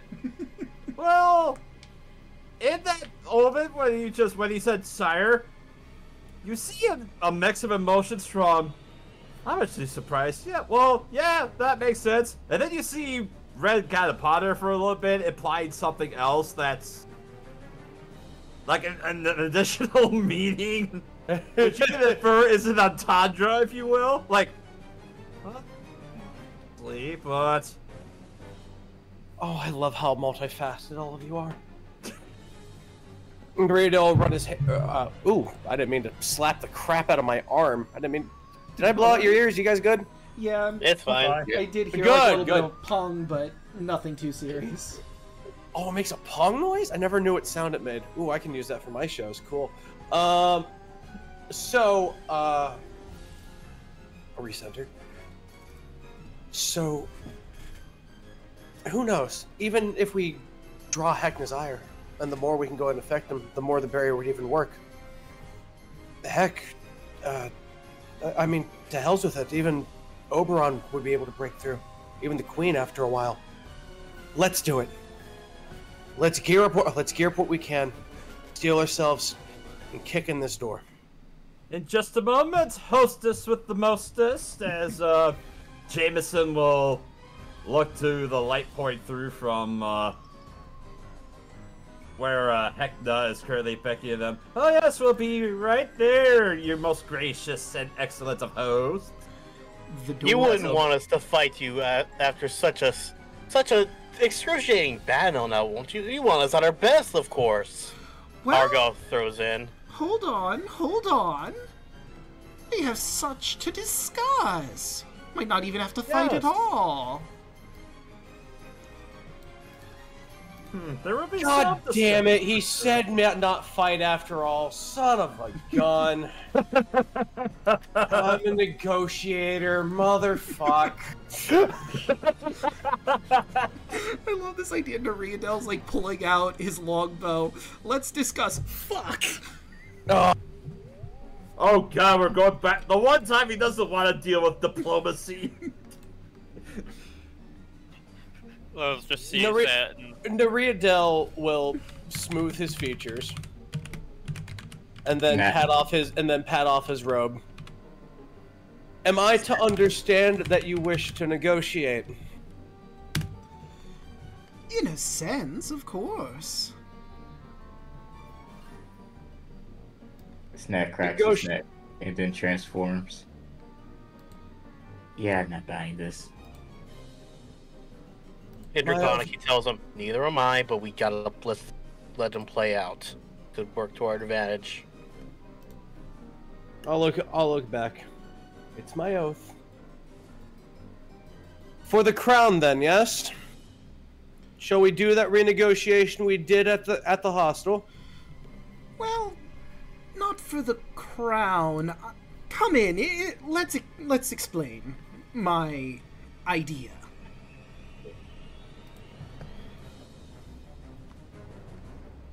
I must. Very well.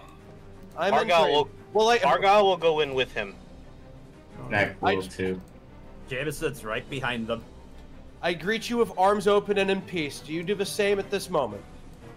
Absolutely. Come on in. Let the negotiation begin. I make no promises. AC4. Right, let's bring you to Heckna's chambers. Welcome to the clowning achievement. I cannot wait to see this map. Alright. Let's scroll that down. And I will tell you what you see. Darkness swirls around you as you step through the large double doors. The air is tinged with the smell of wood smoke and perfumed aroma of freshly brewed tea. And the sound of smooth jazz music. The darkness lifts, reveals a forest, dark, dense, composed of conifers. It looks familiar, very much like the one surrounding the Revelia. In the center of the glade is a large purple camping tent. Warm light glows from within. The tent flaps open wide in a welcoming manner. A lavish room is clearly visible inside, with a merry fire crackling in a pot-bellied stove.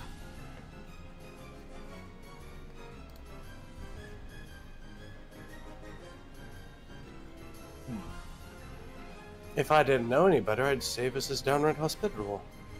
I greet you. And I...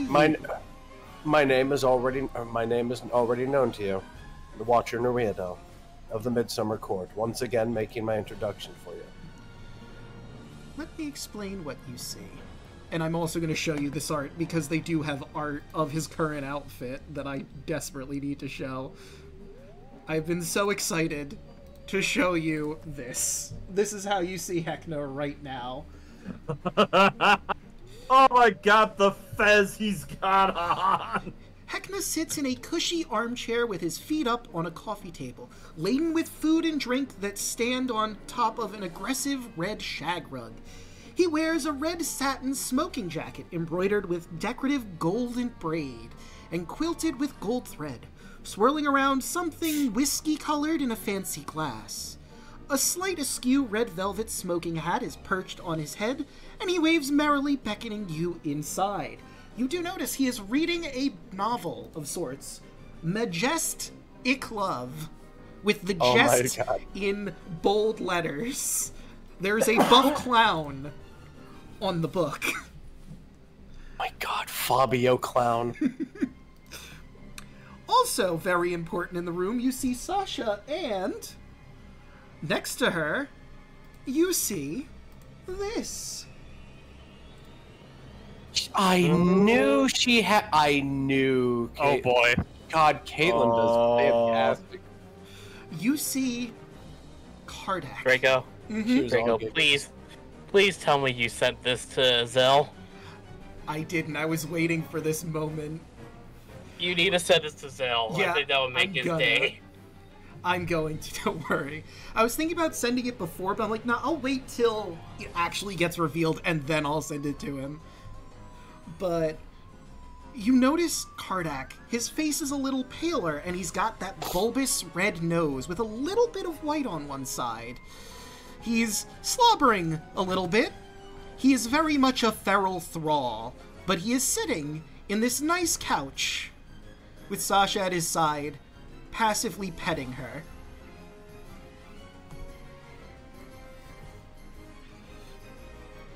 Now, I want to discuss primarily... Let me bring Argyle into the room proper. Primarily the situation we find ourselves in. I understand that a lot of you probably want me dead at this point. He looks directly at Snack and Argyle. But, before you get hostile, I think it would be important for you to know that all clowns in this realm are directly tied to me. If I die, so do they.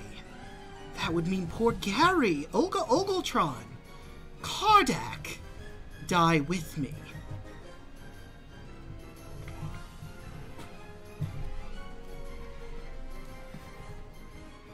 He is just staring at that Heckna. He's smiling in his comfy jacket, with his feet still propped up on the coffee table. And Lilith looks at him, and there would be no way to prevent this. None. They are intrinsically linked to me thanks to my business partner. The King in Yellow. Yes. The second I die, myself and all of them get brought to him. Permanently his to do with whatever he sees fit, body and soul. So that's why the revocation. So that's why the revocation back in her lab didn't work. Correct. I figured as much. Though you killed her here, so the body takes a bit to be sent. However, if I die, all the thralls poof away with me. So, I have a proposition. I seem to be lacking a lieutenant. Or two, I should say, looking at Snack. Seeing the form you're in indicates to me that Arachne has decided to go rogue. This is not good news for me. However, I'm willing to accept all of you as my new lieutenants. You all get your own realms here in the Revelia to do what you want. Things were getting a bit stale after all. You know, a bit too samey, and I like to change things up every once in a while, and you're the best candidates for lieutenants I could ever hope for. Look at all you've done while you've been here. I knew all of you were special. Just think about it.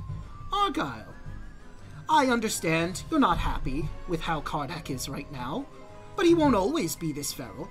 The special thing about the super schnozzling is that once the blood moon goes down, he goes back to basically normal. I mean, he'll have a clown nose for sure, and he'll look at me in a more positive light, but aside from that, he's the same person. We just need to come to a proper arrangement. Become my lieutenant.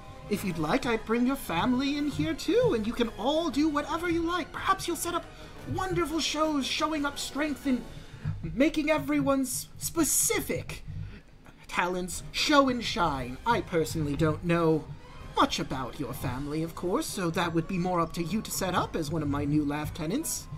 We'll work on what to set up properly for your stage shows. And Snack, we're in a bit of a rough spot with you because, of course, the were-spiders are going to want to stay with their original leader. I have to punish him somehow, so I think you are probably going to take his place, but it's going to take some time to get them comfortable with you being the leader, of course. You would be my lieutenant in name properly. Red, you would get the Flophouse to do with as you see fit, and to sweeten the deal for you, I know that you've been looking for your mother, or rather, you haven't been looking necessarily, but she's an interesting point in your story, isn't she? You don't know why she left. I could bring her here, And you could have a confrontation with her and do whatever you want with that information that she gives you. Important note here, Draco. Mm-hmm. As soon as he went to dress him as Red, he kind of chuckled at that for a little bit. But as soon as he heard him mention his mother, he instantly stops and is keen on listening to the proposition.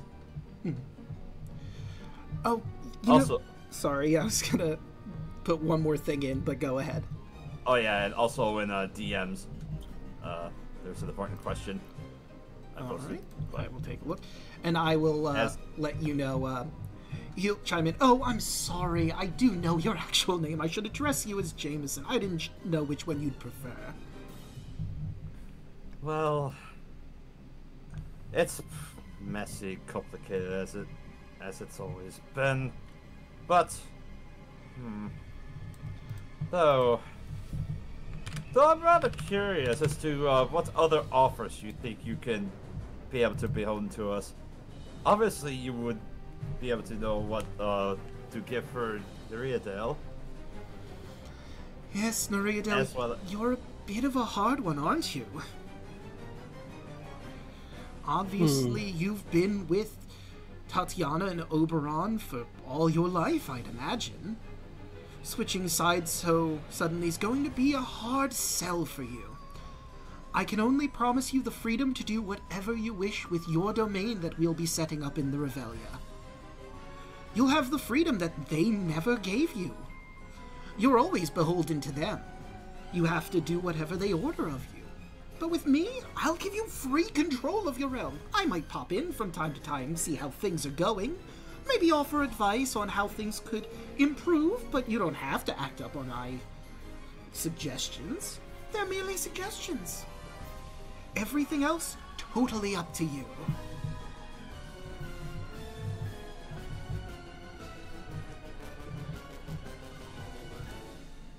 The entire time that he's been speaking, Argyle has been thinking about what exactly to say to pull this.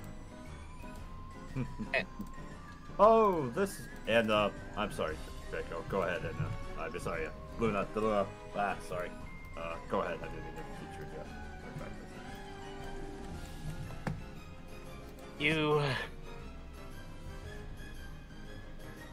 You drive a interesting part, don't you? Mm-hmm. I'm pretty good at it. I haven't even gotten to learn it. Rather interesting. Oh, go ahead. By all means, Argyle. I'll make my point after you make yours. Go ahead. Yes, if I remember correctly about my knowledge of Fae, and I'm sure my friend Neriadale can actually, or can confirm this. Deals are all you, or all you're about. Without them, you're nothing. Is that correct? Well, I wouldn't say that. Deals are very important, of course, but I wouldn't say. And you can't break the deals, can you? He smiles.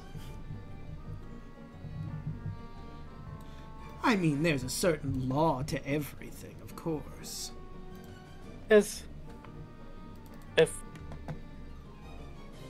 And you might disagree with them, but allow me to point out a flaw in the previous deal that Myuu and I made. You remember what that was, Heckna? I do. Just out of curiosity, can you just tell me what it was again? For the rest of the class, as it were. I would not harm you or your friends. But I would like to point out, because I see where you're going with this. Kardak was not on the table when we made this deal. Plus, he's family. Family and friends are slightly different. Wasn't made clear in the deal. Not to a dragon. But it wasn't specified. Now, I mean, if you really want have to be. We could take this all the way to Magnius and have them rule out a court case in which the true neutral plane of law would decide whether or not the agreement was specified quite right. And I would have certain arguments, of course. I have defenses. For example, Kardec attacked me. I was trying to figure out what was going on with him. I had every intention of returning him originally, but then he attacked me. I had to defend myself.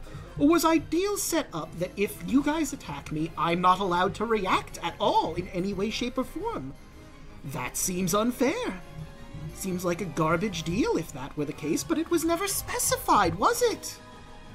Yes, but I could also argue that if it wasn't for the fact that you kidnapped him, he wouldn't have had to attack you, now would he? Well, he didn't have to attack me at all. I was, like I said, trying to get to the bottom of what was happening, with every intent to return him to you, but then he attacked me, and I had to retaliate. And I mean, he's much better now. Obviously, we patched him up after the little scuffle, and we fitted him with a clown nose, because I couldn't be sure if he was going to attack me again or not. Plus, this makes sure that he won't attack me again.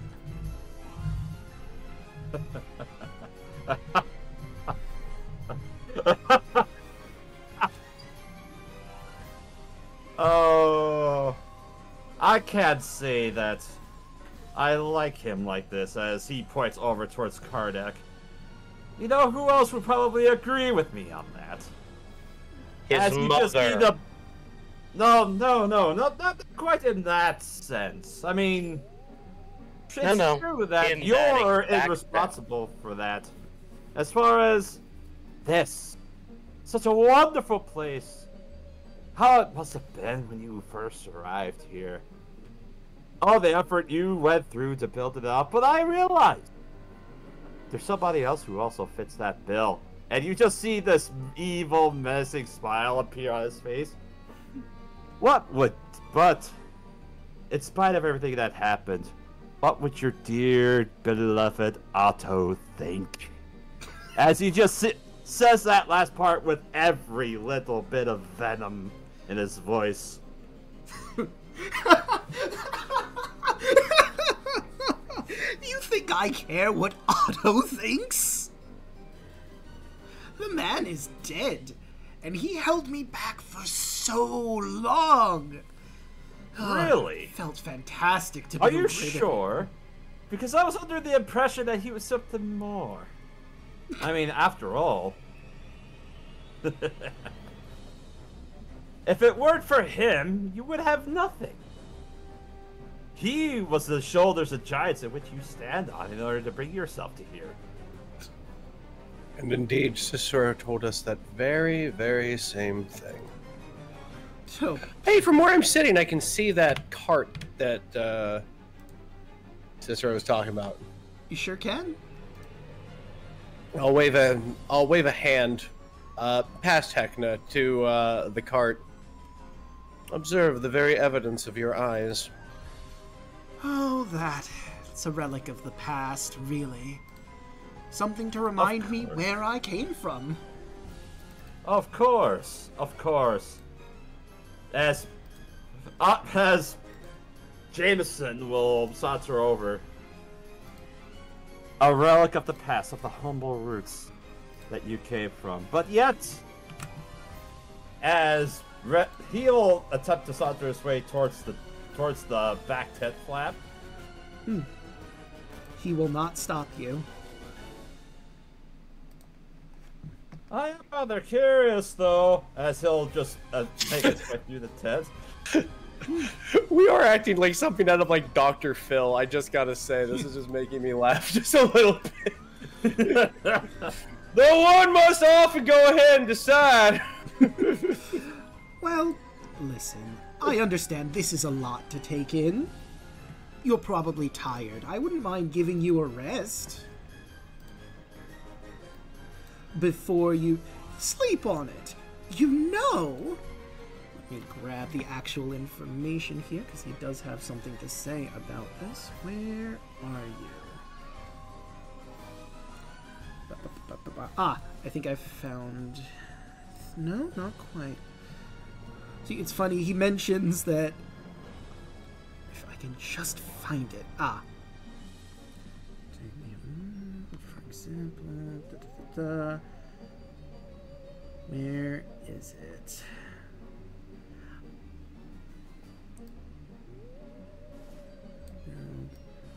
I found it, I think. Let's see.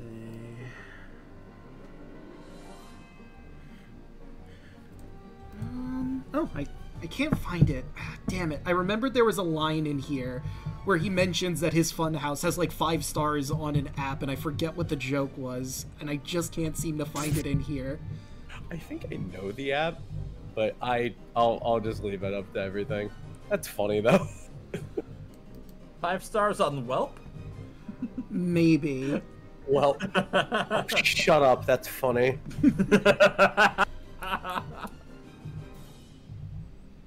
Shut up with you being fucking hilarious. Gear. Well, since you're all the way over there, let me tell you what the wagon looks like. The humble wagon holds a faint, musty smell. The space, well, you haven't walked in yet, but there does seem to be a door over here. You'd have to walk up the steps to get to it. Sure. He'll walk up the steps and he'll attempt to open the door. It's unlocked. You can certainly open it. Boop. There we go. And let's walk you in. The space inside is cramped and unglamorous. With a bed in a cooking area, there's a curtain that seems to separate off where the bed is. It's easily enough separated right now. A simple bed covered with a patchwork blanket and knit-covered cushions. It's comfortable. Understated style is unlike anything else in the Revelia.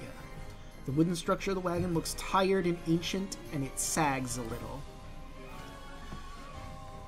He will walk out now that you're looking around at his stuff.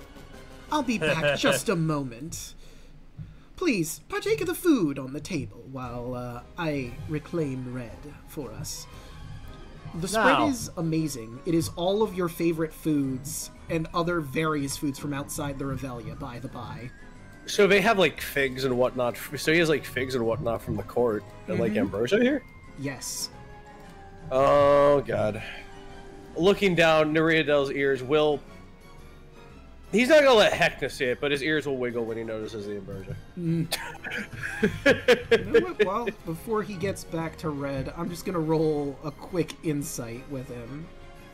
And you can roll deception to try and hide it. Of course. 22 to beat it. 22 to beat it? Okay. Or rather, you'd have to roll higher than 22. Okay. No, I want this. It's a 9. Alright. You notice a twinkle in his eye and a smirk on his face. You can tell he's noticed. Oh, good. Dude, this wouldn't be a battle of wits otherwise. Dude, let's play the feud. This entire time, Stack just has a death glare. Heckna. Heckna will... Question, Draco. Yes.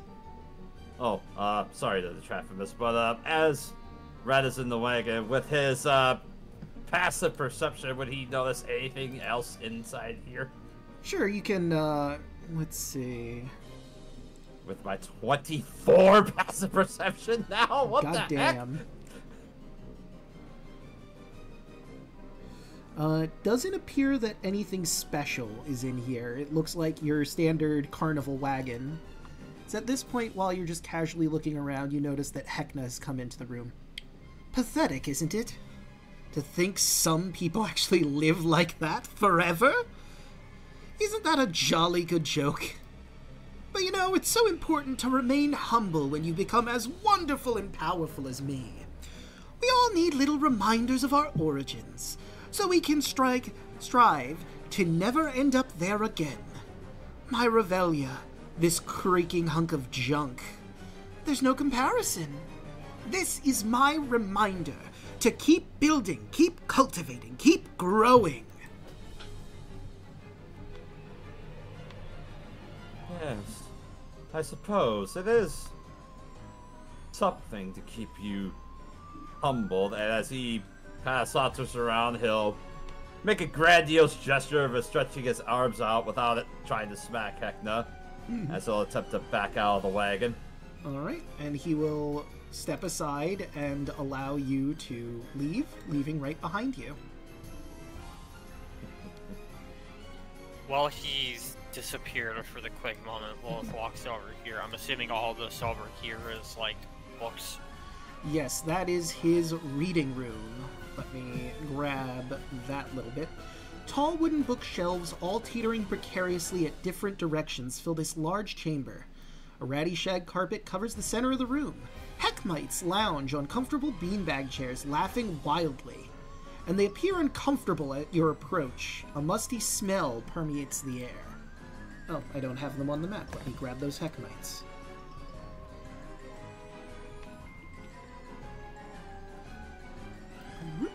While you're grabbing that, Argyle walks right up to Kardec.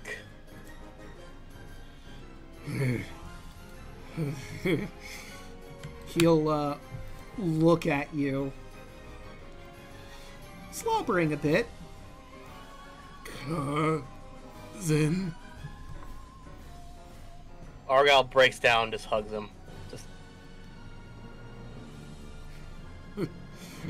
Sorry.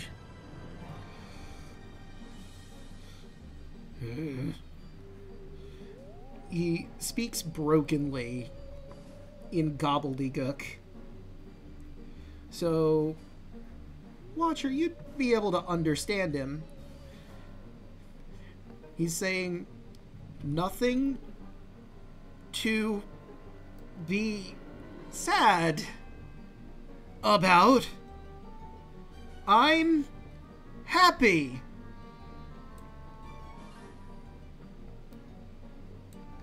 I'll relay what I heard over to Argyle.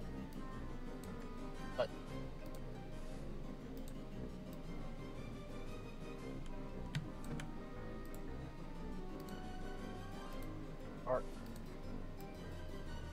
are you sure? Or is that On my honor as that, a courtier. Or is that thing talking? He's talking directly to Argyle or to Kardec. Do you not know, or you know as well as any, what I went through? Get back who I promised I would get you for.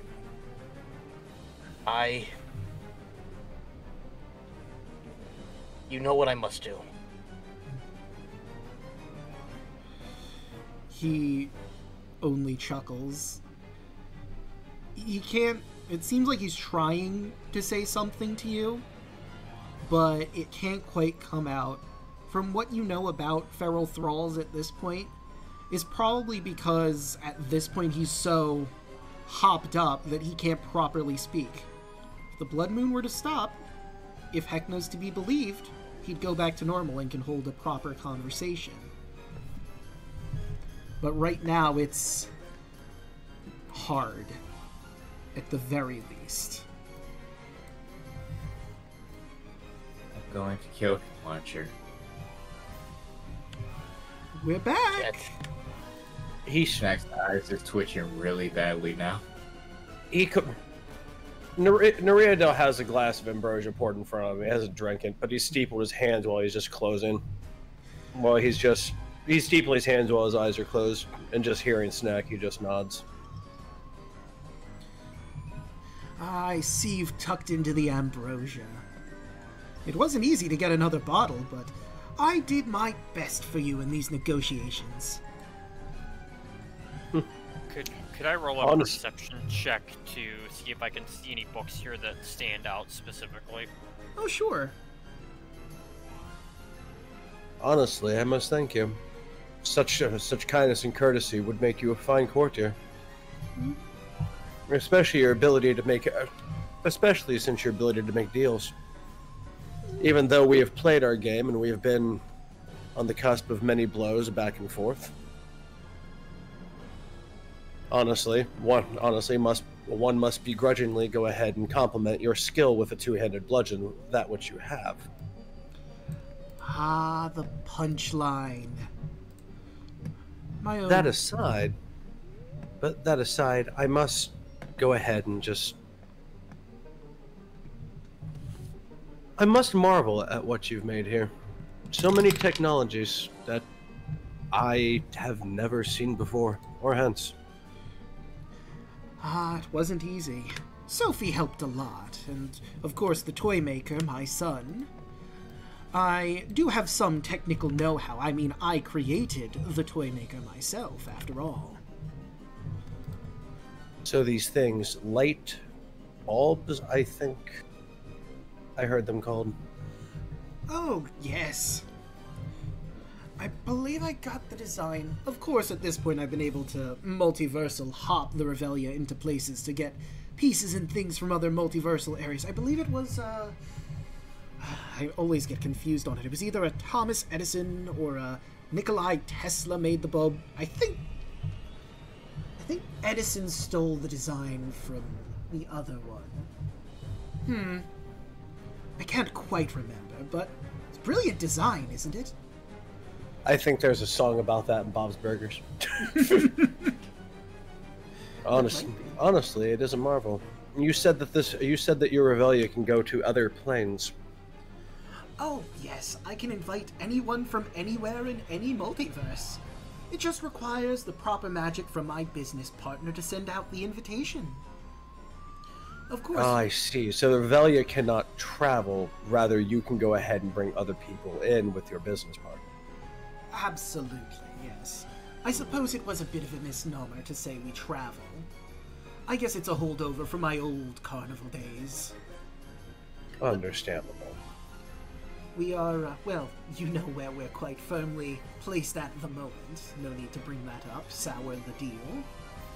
Of course.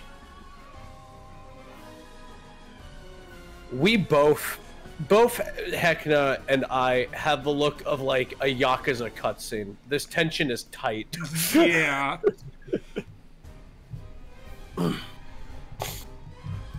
Oh, and let me give Lilith what she saw in the library really quick. Oh yeah. To switch gears, because I never gave that. You see all of the books that are in the library are carnival-related topics, covering theater, music, comedy, magic, and many more. No matter who wrote them, all have been signed by Heckna. Some are by Heckna. Quite the impressive collection you have over here. Ah, yes. I find it is important to look at masters of other areas in various fields if you want your routines to stay fresh. Be that art, comedy, music. You always need to keep fresh, change things up. Always evolving and always growing. Performance would be lame if you did stay as a one-trick pony. Exactly. And that's what I could provide to you, Lilith. A stage of your very own. I can pull people from anywhere in the multiverse. New people to learn new skills from anywhere and everywhere. New instruments and styles of music to learn as much to your heart's content. And a stage to wow all of the various revelers and rubes that come in here. It would be your show to run as you saw fit. Heck, you might even get some followers who want to join you up on stage. Goober.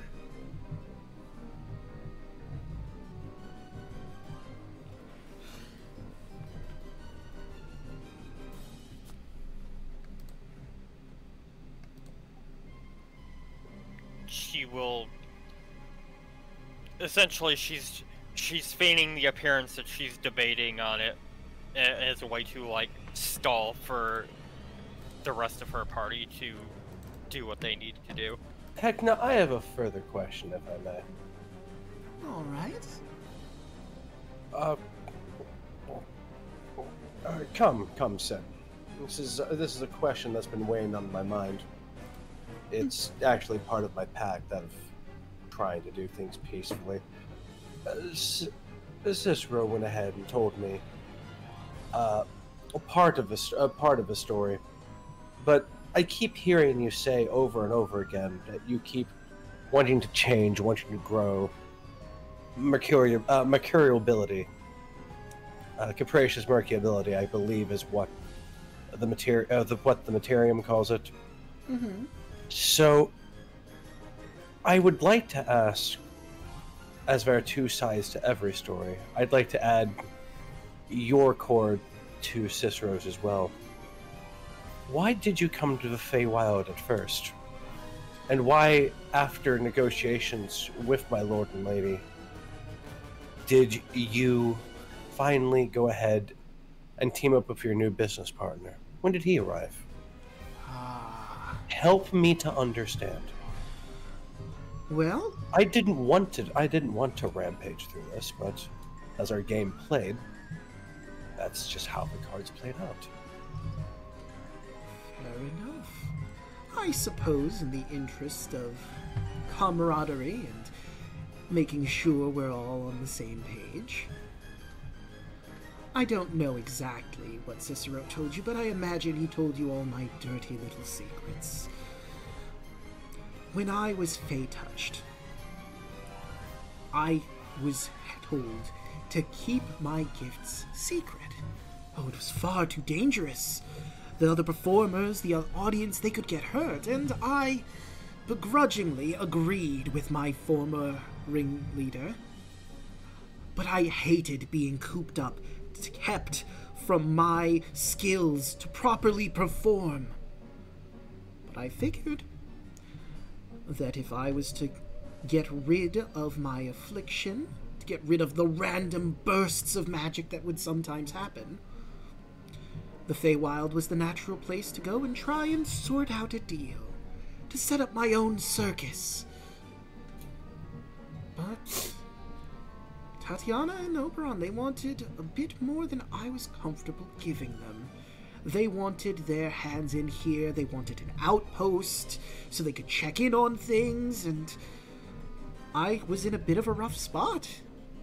I needed their help, so I would begrudgingly allow it. However, in the darkest of the night, I got a whisper in my ear from my new business partner. Told me I had free rein to do whatever I wished. That I was free to have my Revelia, and he wouldn't interfere. He wanted to put signs here or there on certain things and certain memorabilia, his signature, if you will.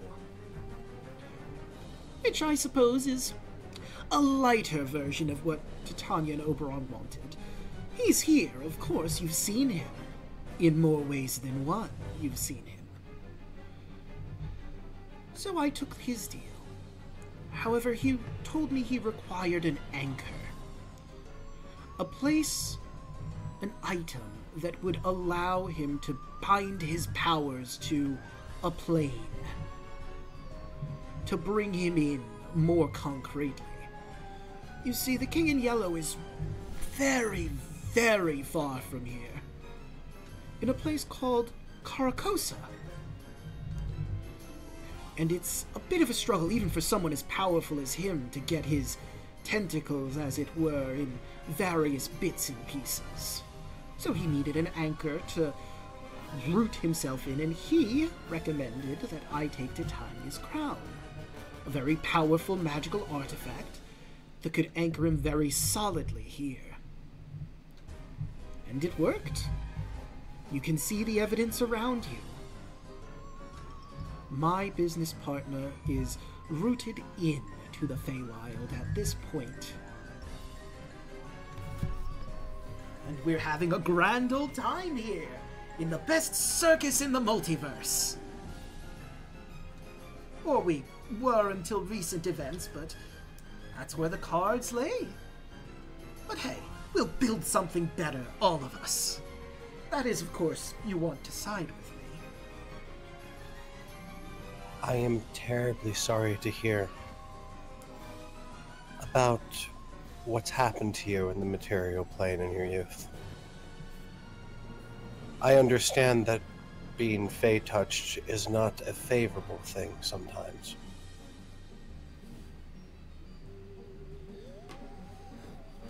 Well, But as it were, if we were to go ahead and look around, and the way that you keep things wanting to change and evolve, I must ask, if you wanted in some way to emulate my lord and lady, the ruling, the reigning, I don't think you wanted to be a performer. I do think you wanted your ceiling to be unbroken. These things are possible. Though as it is now, I'm not sure how you took the crown. And at this point, I suppose it doesn't matter. We needs must go ahead and fix this. As I asked you before, I can ask you again. Would it be possible to go ahead and untether this king in yellow from the crown and return it to my lady's head? If possible, of course I would like to make a bridge to peace. Why would I not? Especially with someone fey-touched as yourself. Somebody who has been hurting with something they don't understand. And they wandered with their friend into a place they didn't know, far away. To go into courts they don't understand, to speak into intrigues they couldn't understand. To learn the ropes on the fly and very quickly. I apologize greatly for any actions that my people may have caused you. But this feeling, this striking, this presence is eroding the fate of all Fae. Much like if we were to end you, we would kill all of the clowns tied to you, and their souls would go to the King in Yellow. The presence of this King in Yellow and the chokehold that he's put on this crown is upsetting the balance and killing, eroding, erasing Fae ever around. The good place I found through my summoning was part of a lake. There's a Nereid. That Nereid had to be coerced. Even then, an echo of what it was. So I think it would be the same were it reversed. Your place is, your flop house would be an echo of it, were you to be. It is similar. Your crusade and your place and your kingdom is similar. It could coexist. It could gladly coexist. But not like this, Heckna. There has to be a way for peace. There has to be a way for you to go ahead and come back to us. I do not want to learn someone who is I do not want to lose somebody who is fey-touched like you. All of us care about anybody with wayward power. Elves are divorced from us in the Materium, but we still care about them all the same. People fey-touched, who have no understanding of their power, we care about them too. But we have to understand that there has to be a way to peace. Heckna, could there be a way to peace? At all. Please. As a courtier of the Midsummer Court, as the only voice who's been able to walk this far with his allies, I ask you, is there no way we can come to an accord and we make this right? The blood that's been spilled cannot be taken away. Once subtracted, it cannot be added. But moving forward, can we rebuild? Can there be something?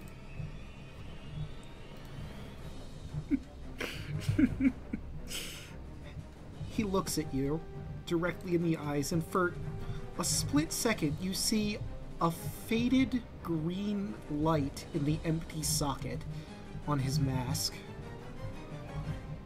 And one doesn't break a deal with the King in Yellow. I am quite tightly bound with my business partner. Unfurling his anchor would not be seen kindly, and I am but one of many. You see, I'm not going to give away my business partner's various dealings, of course. That's his business, of course. But do you think that the Revelia is the only game in town for the King in Yellow? He's a very powerful being. I am but one of who knows how many anchors in this plane alone. Well, maybe the only one in the Feywild. I can't be for sure. He doesn't give me the nitty-gritty on those details. But even losing one anchor will draw his ire. If he knows I've just suddenly called off our deal, well, that's not going to work very well for me. I'm gonna let you in on a little secret. My deal with the King in Yellow was not only to take the crown of Titania to make his anchor, but I was to give myself to him body. And the yellow eye flashes and twists, and soul. If I die, I go back to him, and he will do with me whatever he sees fit as punishment for failing. I would much prefer all of you join our side. We could have a lot of fun in the Revelia. And I understand your concerns about the Feywild. The green eye flashes one more time. But the King in Yellow is the end of all things. He is destruction. He is decay. All things end. Planes, multiverses, they all come to an end. I am but one show for his amusement. The end of this plane will come who knows how long. Decades, centuries, millennia, aeons. He's very patient, and he's always watching. You could kill me. You could end me, the Revelia dies. You get the Feywild back, but his shadow will always be lurking above us all. Always. Will you dedicate your lives to trying to stop him? You might stop him in your lifetimes, but then what about your children? Or your children's children? Or their children's children? And so on, and so on, and so on. He is eternal.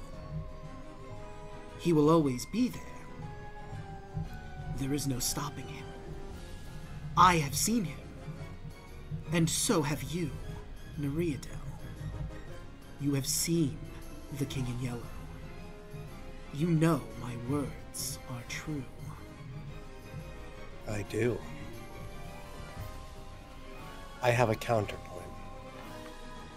We have for eternity to worry about our epilogues, and the epilogue of all things. Are we truly free? Can we truly live our stories? He shrugs. I'm free to have my life in my Revelia as I see fit until he finally ends everything. I'm sure you're aware the Revelia's spreading, slowly but surely. We haven't encroached too far into the Feywild outside of our means yet. But it's building. That is the King in Yellow stretching his tentacles further into this realm. He won't stop until the entirety of the Feywild is in this domain. I'll need to expand, of course, make sure the show stays fun for him. That's the main point. I'm his happy little circus in the horrid, bleak world surrounding it. As it all comes crashing down. One last hurrah for mortals.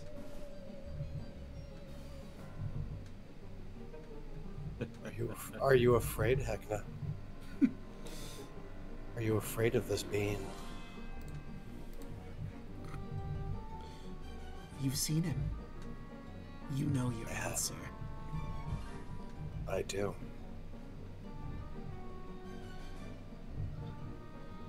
But I'm not one I can't for tell you fear. I can't tell you to close your heart fully to it. I merely ask you to look for any other option, any other way to look at this number. Here, you are a ruler. Here you do have your authority, your reign. I'll put a hand toward the Heckmites. Fans, so to speak, vassals. For all this, and all your energy, is there no other way you've been able to see this? With all your deals?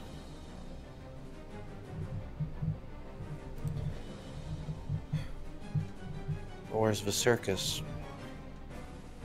itself, is the Revelia itself, a den of mirth with an underbelly built on the backs and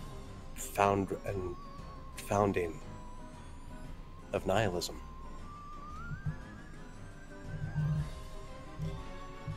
I like to think the Revelia is a happy face put on a mountain of misery. But it's a big face, a shining beacon of joy and mirth on a very bleak hill. And if I'm being honest with you all, you are the only ones to ever make it this far, to get into the clowning achievement on a level playing field. You are the first to hear the truth of the Revelia. And why deprive the people outside of some happiness before it all comes crashing down? Because I will look toward Red. You take this, because my mouth is getting dry. As Red will just kind of saunter over and circle around in front of him. Yes, obviously, if any sane person were to have any say in having some entertainment in their lives, although I must admit, Heckna, in the place where being smoky else is a wonderboon, sometimes it's hard to adapt to their definition of smoky. And it's like you said yourself, a happy mask of lies underneath a decrepit hill. As he drips more vitriol, he'll just point towards Heckna's mask.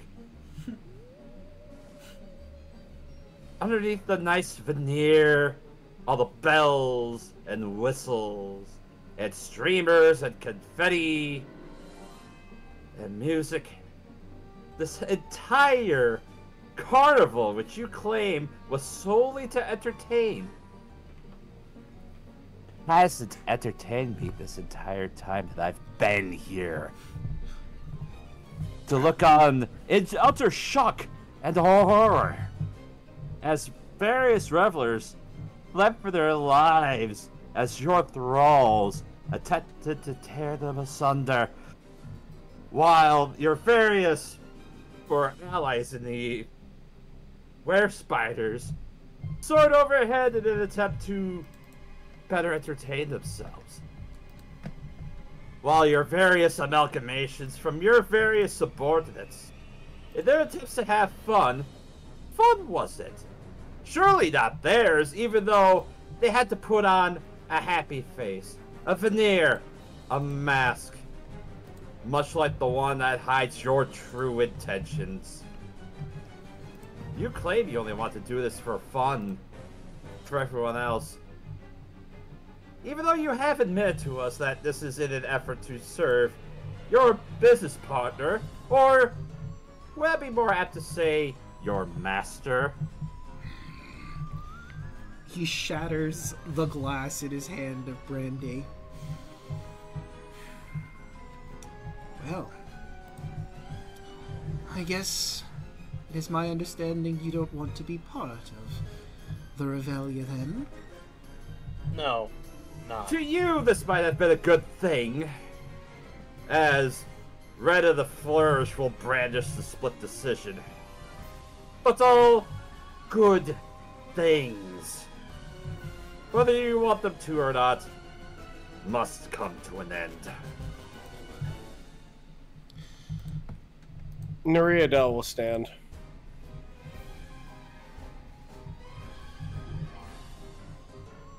Argyle will stand as well. I want to free you from whatever is gripping your heart. But if you're truly fallen, the most I can give is a swift epilogue.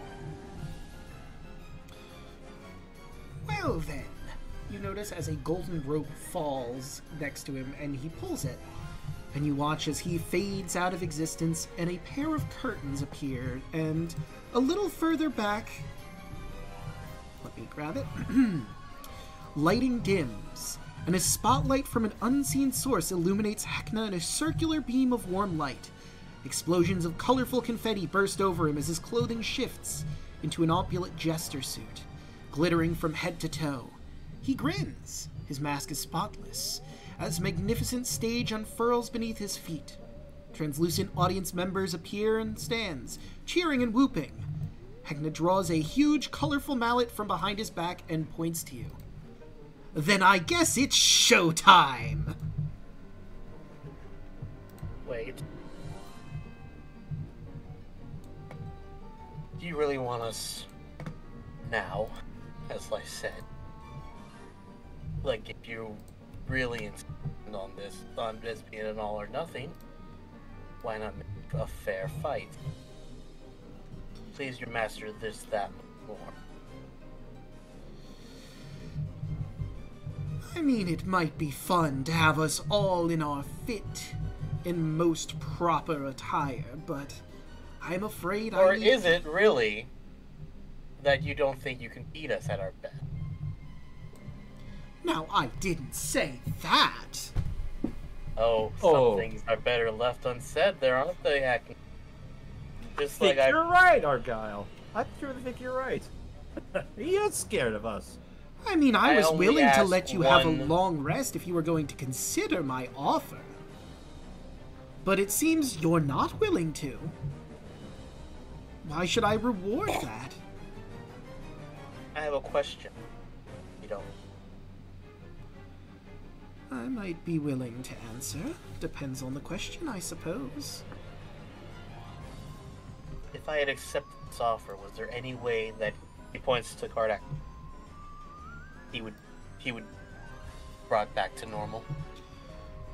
Well, he would still have the schnozzling on, but he would That's be not what I basically asked. normal. I asked. I said normal, not your definition. The regular definition of normal. Ah, I'm afraid that's not possible. That sucker is on there. Nothing short of the wish spell could get it off. Not even someone of apparent all-powerful nature can do that, I think.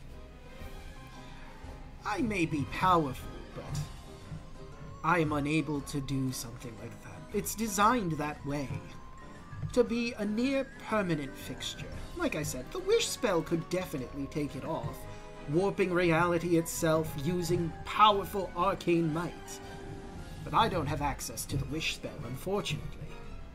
Strong as I may be, I am not that strong. Neither is anyone in this room.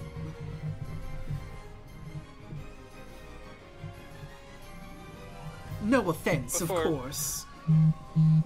Naruto shrugs. Yeah, no, he can't do a wish spell. He's right. He's evil, but you know he's right. He's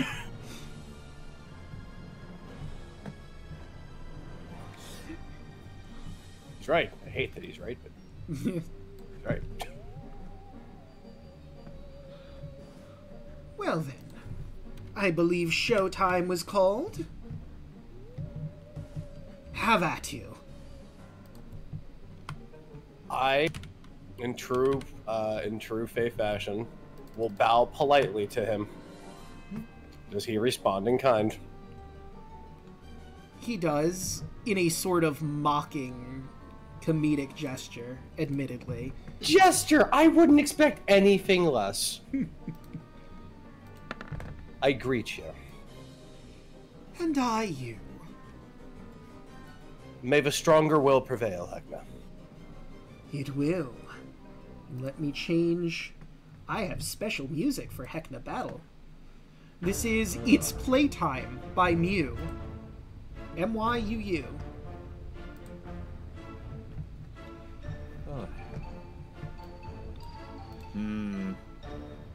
So I would love to see what like search music you went for this. You're like clown fight music. So I actually got recommended this artist from a friend of mine. They gave me a link to, I forget what the name of the website was, but I found his music and just searched through his stuff until I found something that fit. He also does the theme at the very beginning that I play whenever we do the recaps. That one is Play With Me by Myuu. So they're companion well, I don't know if they're intended to be companion pieces, but because they were named similarly, I like to combine them together. So now, I will ask you all a question once everyone gets their initiative rolled in. Do you want to continue, or should we save this for one final session? Let's save this for one final session. I think that'll be fun. It seems like a good one final session one. Yeah. I was gonna say it is also after midnight for some of us. Yeah. I figured I'd put the offer on the table. Of course. Did everyone roll in? 1, 2, 3, 4. Oh, we're missing Snack. Yeah, for the sake of specifications, since we didn't long rest, we didn't like get all our health and spell slots and everything back, correct? Nope. And like he himself said, if you had shown like some sort of interest in maybe, possibly, like if you were on the fence, he would have given you a long rest to think it over. But you did not avail yourselves to that. Yeah. Sorry guys, but Red was kind of getting testy about this. Honestly, I don't think Argyle was. Yeah. Like, he only has one thing on his mind right now, and that is getting himself and Kardak home. Getting that, well, two things. Getting that damn thing off Kardak's face. He needs to, if he needs to have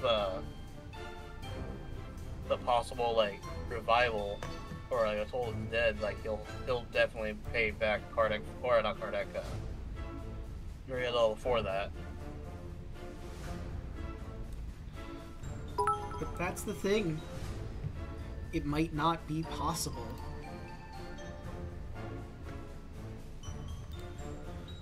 But, let's start going around the horn with that incredibly bleak note. Starting with Hoshi. How'd you like tonight's session? Oh, wait. Did he... Is he still here? I think he stepped away. Shrug. Actually, no, that was a while ago, that message. I do not know what happened to Hoshi. So we'll just move right along. Daluna, what do you have going on?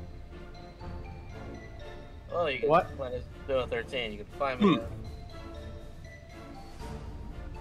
me on Twitter at Daluna1338, Twitch, YouTube, and Blue Sky 13. I need to upload our Saturday's part one of the grind stream where we got through the Indigo League, or through Victory Road. Which that was fun. It was guys. It was a labyrinth that we were stuck in for like what, 2 hours, Draco? Yeah. It was a lot. And it was just a bunch of loops we kept getting stuck in. The loops. Downright loopy. Victory laps, as it were. Yeah, like I'm gonna be uploading that most likely tomorrow, actually, because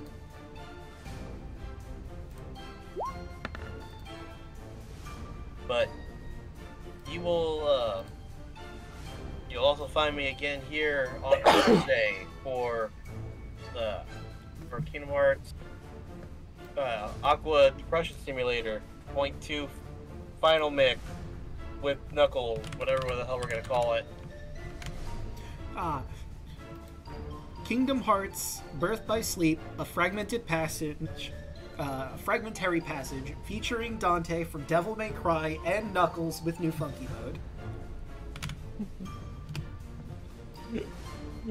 Fuck it, add a 32x on the end there.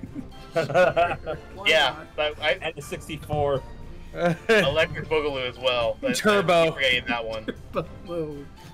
Turbo Yeah, edition, we just turned into a fucking car name. Yes. It turns into Like, every game from the late 90s, early 2000s. Seriously though, like there is like 3 different like sub names for that, or for the just what's supposed to be a tech demo. Yeah, like, I wasn't joking. Like, the first part of that name was its actual name. Kingdom Hearts Birth by Sleep 0.2, a fragmentary passage. Wow, really? That's the entire name? That's the entire name of the .2 demo. It's Get outta practically here, an that's crazy. isekai. With how long that fucking name is. Dude, that's whack jobs. Yeah. And then you throw it at 3 point. Well, was that 358 over 2 days? Yes. On top of that. Well, no, that's a different game entirely. Well, yeah.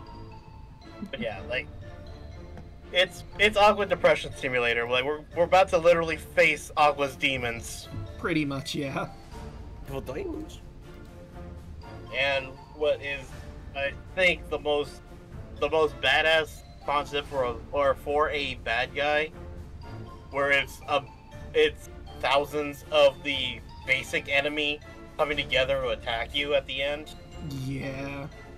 Like, I'm so sad they only did it like 2 or 3 times and they're in 3. Because honestly, like, that is such a cool idea. But anyway, that's what we're doing on Thursday. Friday. Is it this Friday as well, right?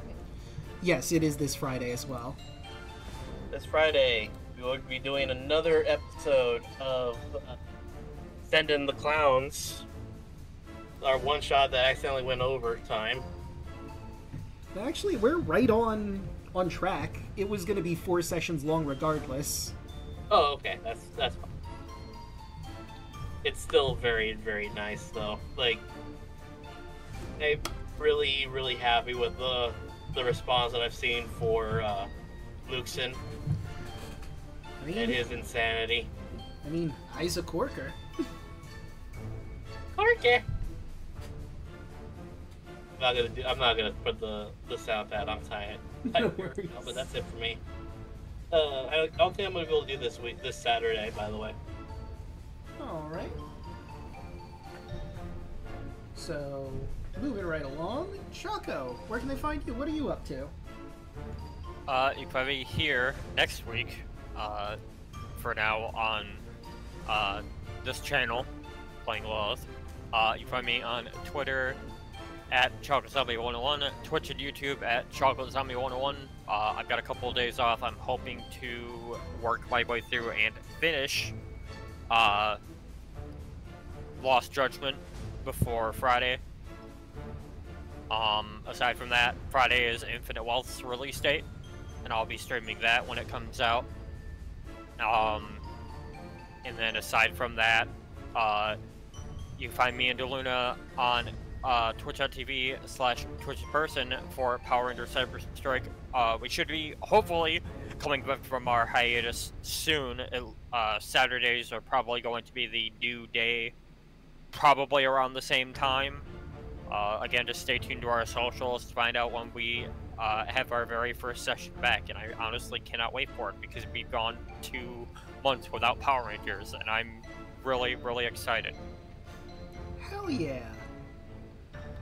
Something to look forward to. And next up, Milla, what do you have going on? Well, you can find me sulking about on the Birded Bird side at Millaninja Nerd. You can also find me on Blue Sky at Millaninja. And at some point at twitch.tv/Millaninja, where I'll probably play something in the meantime. Maybe get back into some model stream building. Schedule's wonky between work and all that stuff, but I'll hope to kind of bounce back into it at some point. But other than that, coming up starting next Tuesday, I'll also be while we're trying to bounce back and forth between this and whatever else we've got planned going up. You can also find me occasionally at twitch.tv/JakeRow, where you can go through Trials of Enos Legacy of the Deal Breakers Volume 2. Act 2, as it were. Yeah, the events that have happened. Let's see what the Deal Breakers have been up to since the Steel Concordance, which basically determined the fate of a war criminal. And yeah, let's pop it over and see what's going on there. Thank you. That's it for me. All right. Hey, Mr. Rabbit, what do you have going on? Oh man, not much. What's the matter with you? Hey, I'm Rabbit. You can go ahead and find me at Twitch, Twitter, and Bluetooth, and I said Bluetooth. Twitch, Twitter, and YouTube at Hey Mr. Rabbit. I stream throughout the week. I stream action RPGs. I stream role-playing games, retro games, and horror games. If that's something you want to get into, I play Falcon games on Friday, horror games on Thursdays. I play action RPGs all throughout the week. Right now, huge fan of Path of Exile, playing all that. It's always a game lab. It's an evolution of a game lab I used to do for Grim Dawn. And so now we're here now. Game hard, game fun. If you want to see me tell my Dum-Dum stories, just come on down to twitch.tv/HeyMrRabbit. All right. It's just that easy. It is just that easy. And of course, you've already found me here. I stream Monday, Tuesday, Wednesday, Thursday, Friday, and we're not going to be able to do this Saturday, apparently. Probably not going to stream anything Saturday. Monday, we are back in Crosscode. And Rabbit, I did the Lightning Temple. Why is Wave so complicated? Why is what so complicated? The wave element. There's like these things. Oh my god, dude, I have no idea. It's such a pain in the neck. It is. That boss fight took forever because I was not used to, even after going all the way through the dungeon, them working inverse of how you aim them, and I just eventually, thanks to Robot, like, reminding me there were pillars on the opposite side, I was able to finally get him on the last phase, but oh my god, I never want to do those wave puzzles ever again. They're misery. No, those wave puzzles are awful. I haven't seen puzzles that unique in a game outside of, like, God, I want to say Brainlord for the SNES. I mean, I did enjoy, like, weirdly enough, I hate block pushing puzzles because I find them tedious as shit. But the warping block puzzles were interesting enough where I'm like, oh my god, I actually enjoy this block puzzle. What the fuck is going on here? It was wild.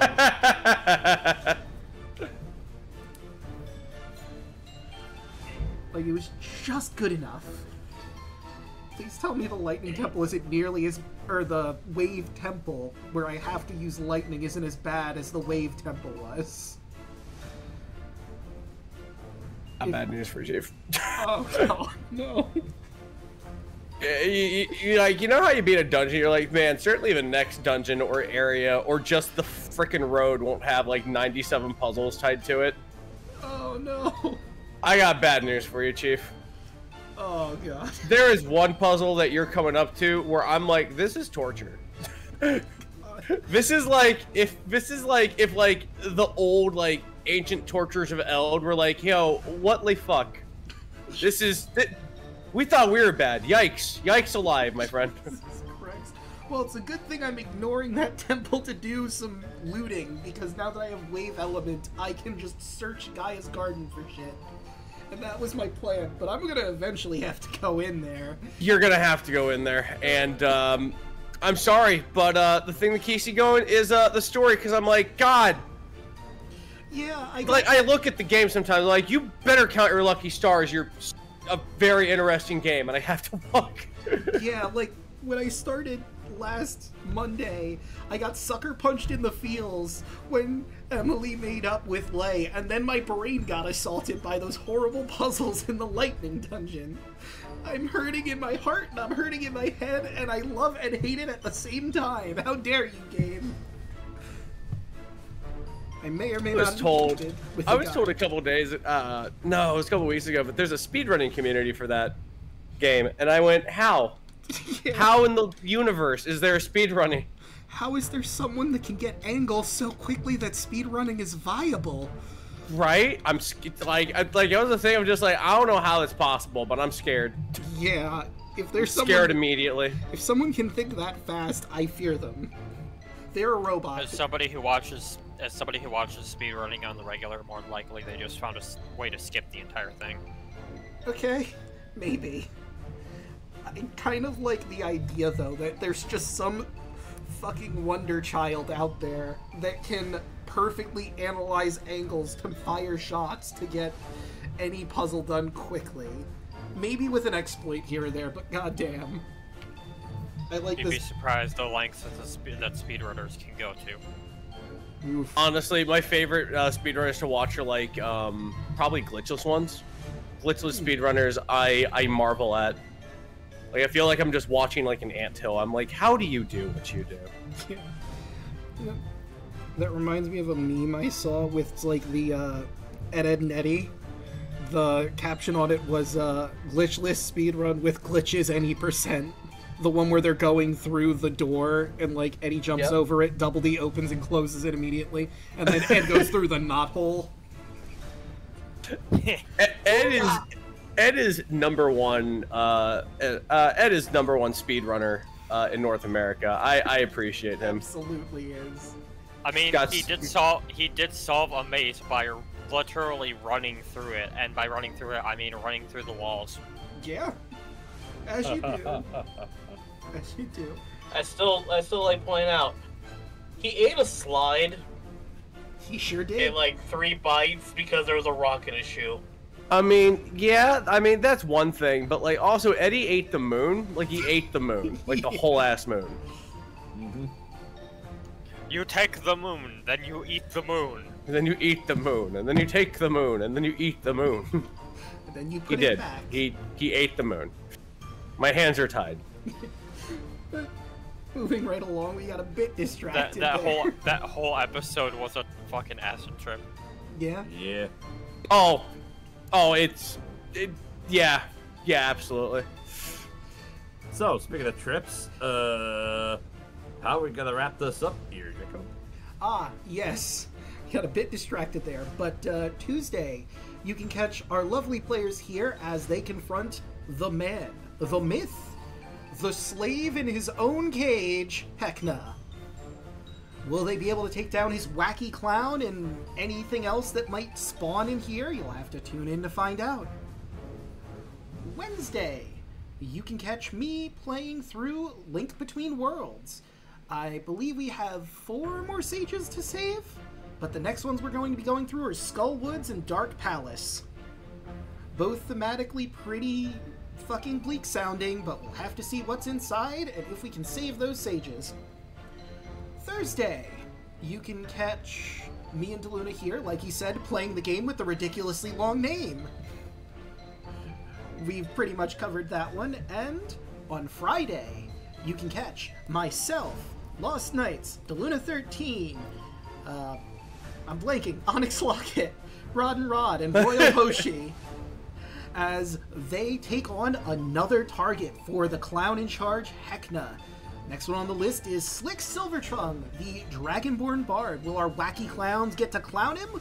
Or will the Bard be able to pull one over their eyes? You'll have to tune in to find out. But with all of that said and done, how about we find someone to raid? And while you figure that out, I will give the quote of the session, provided by El Robot, which will go to... Whoa, it goes to Jameson for... All good things, whether we want them to or not, must come to an end. It's a powerful retargets, I have Beowulf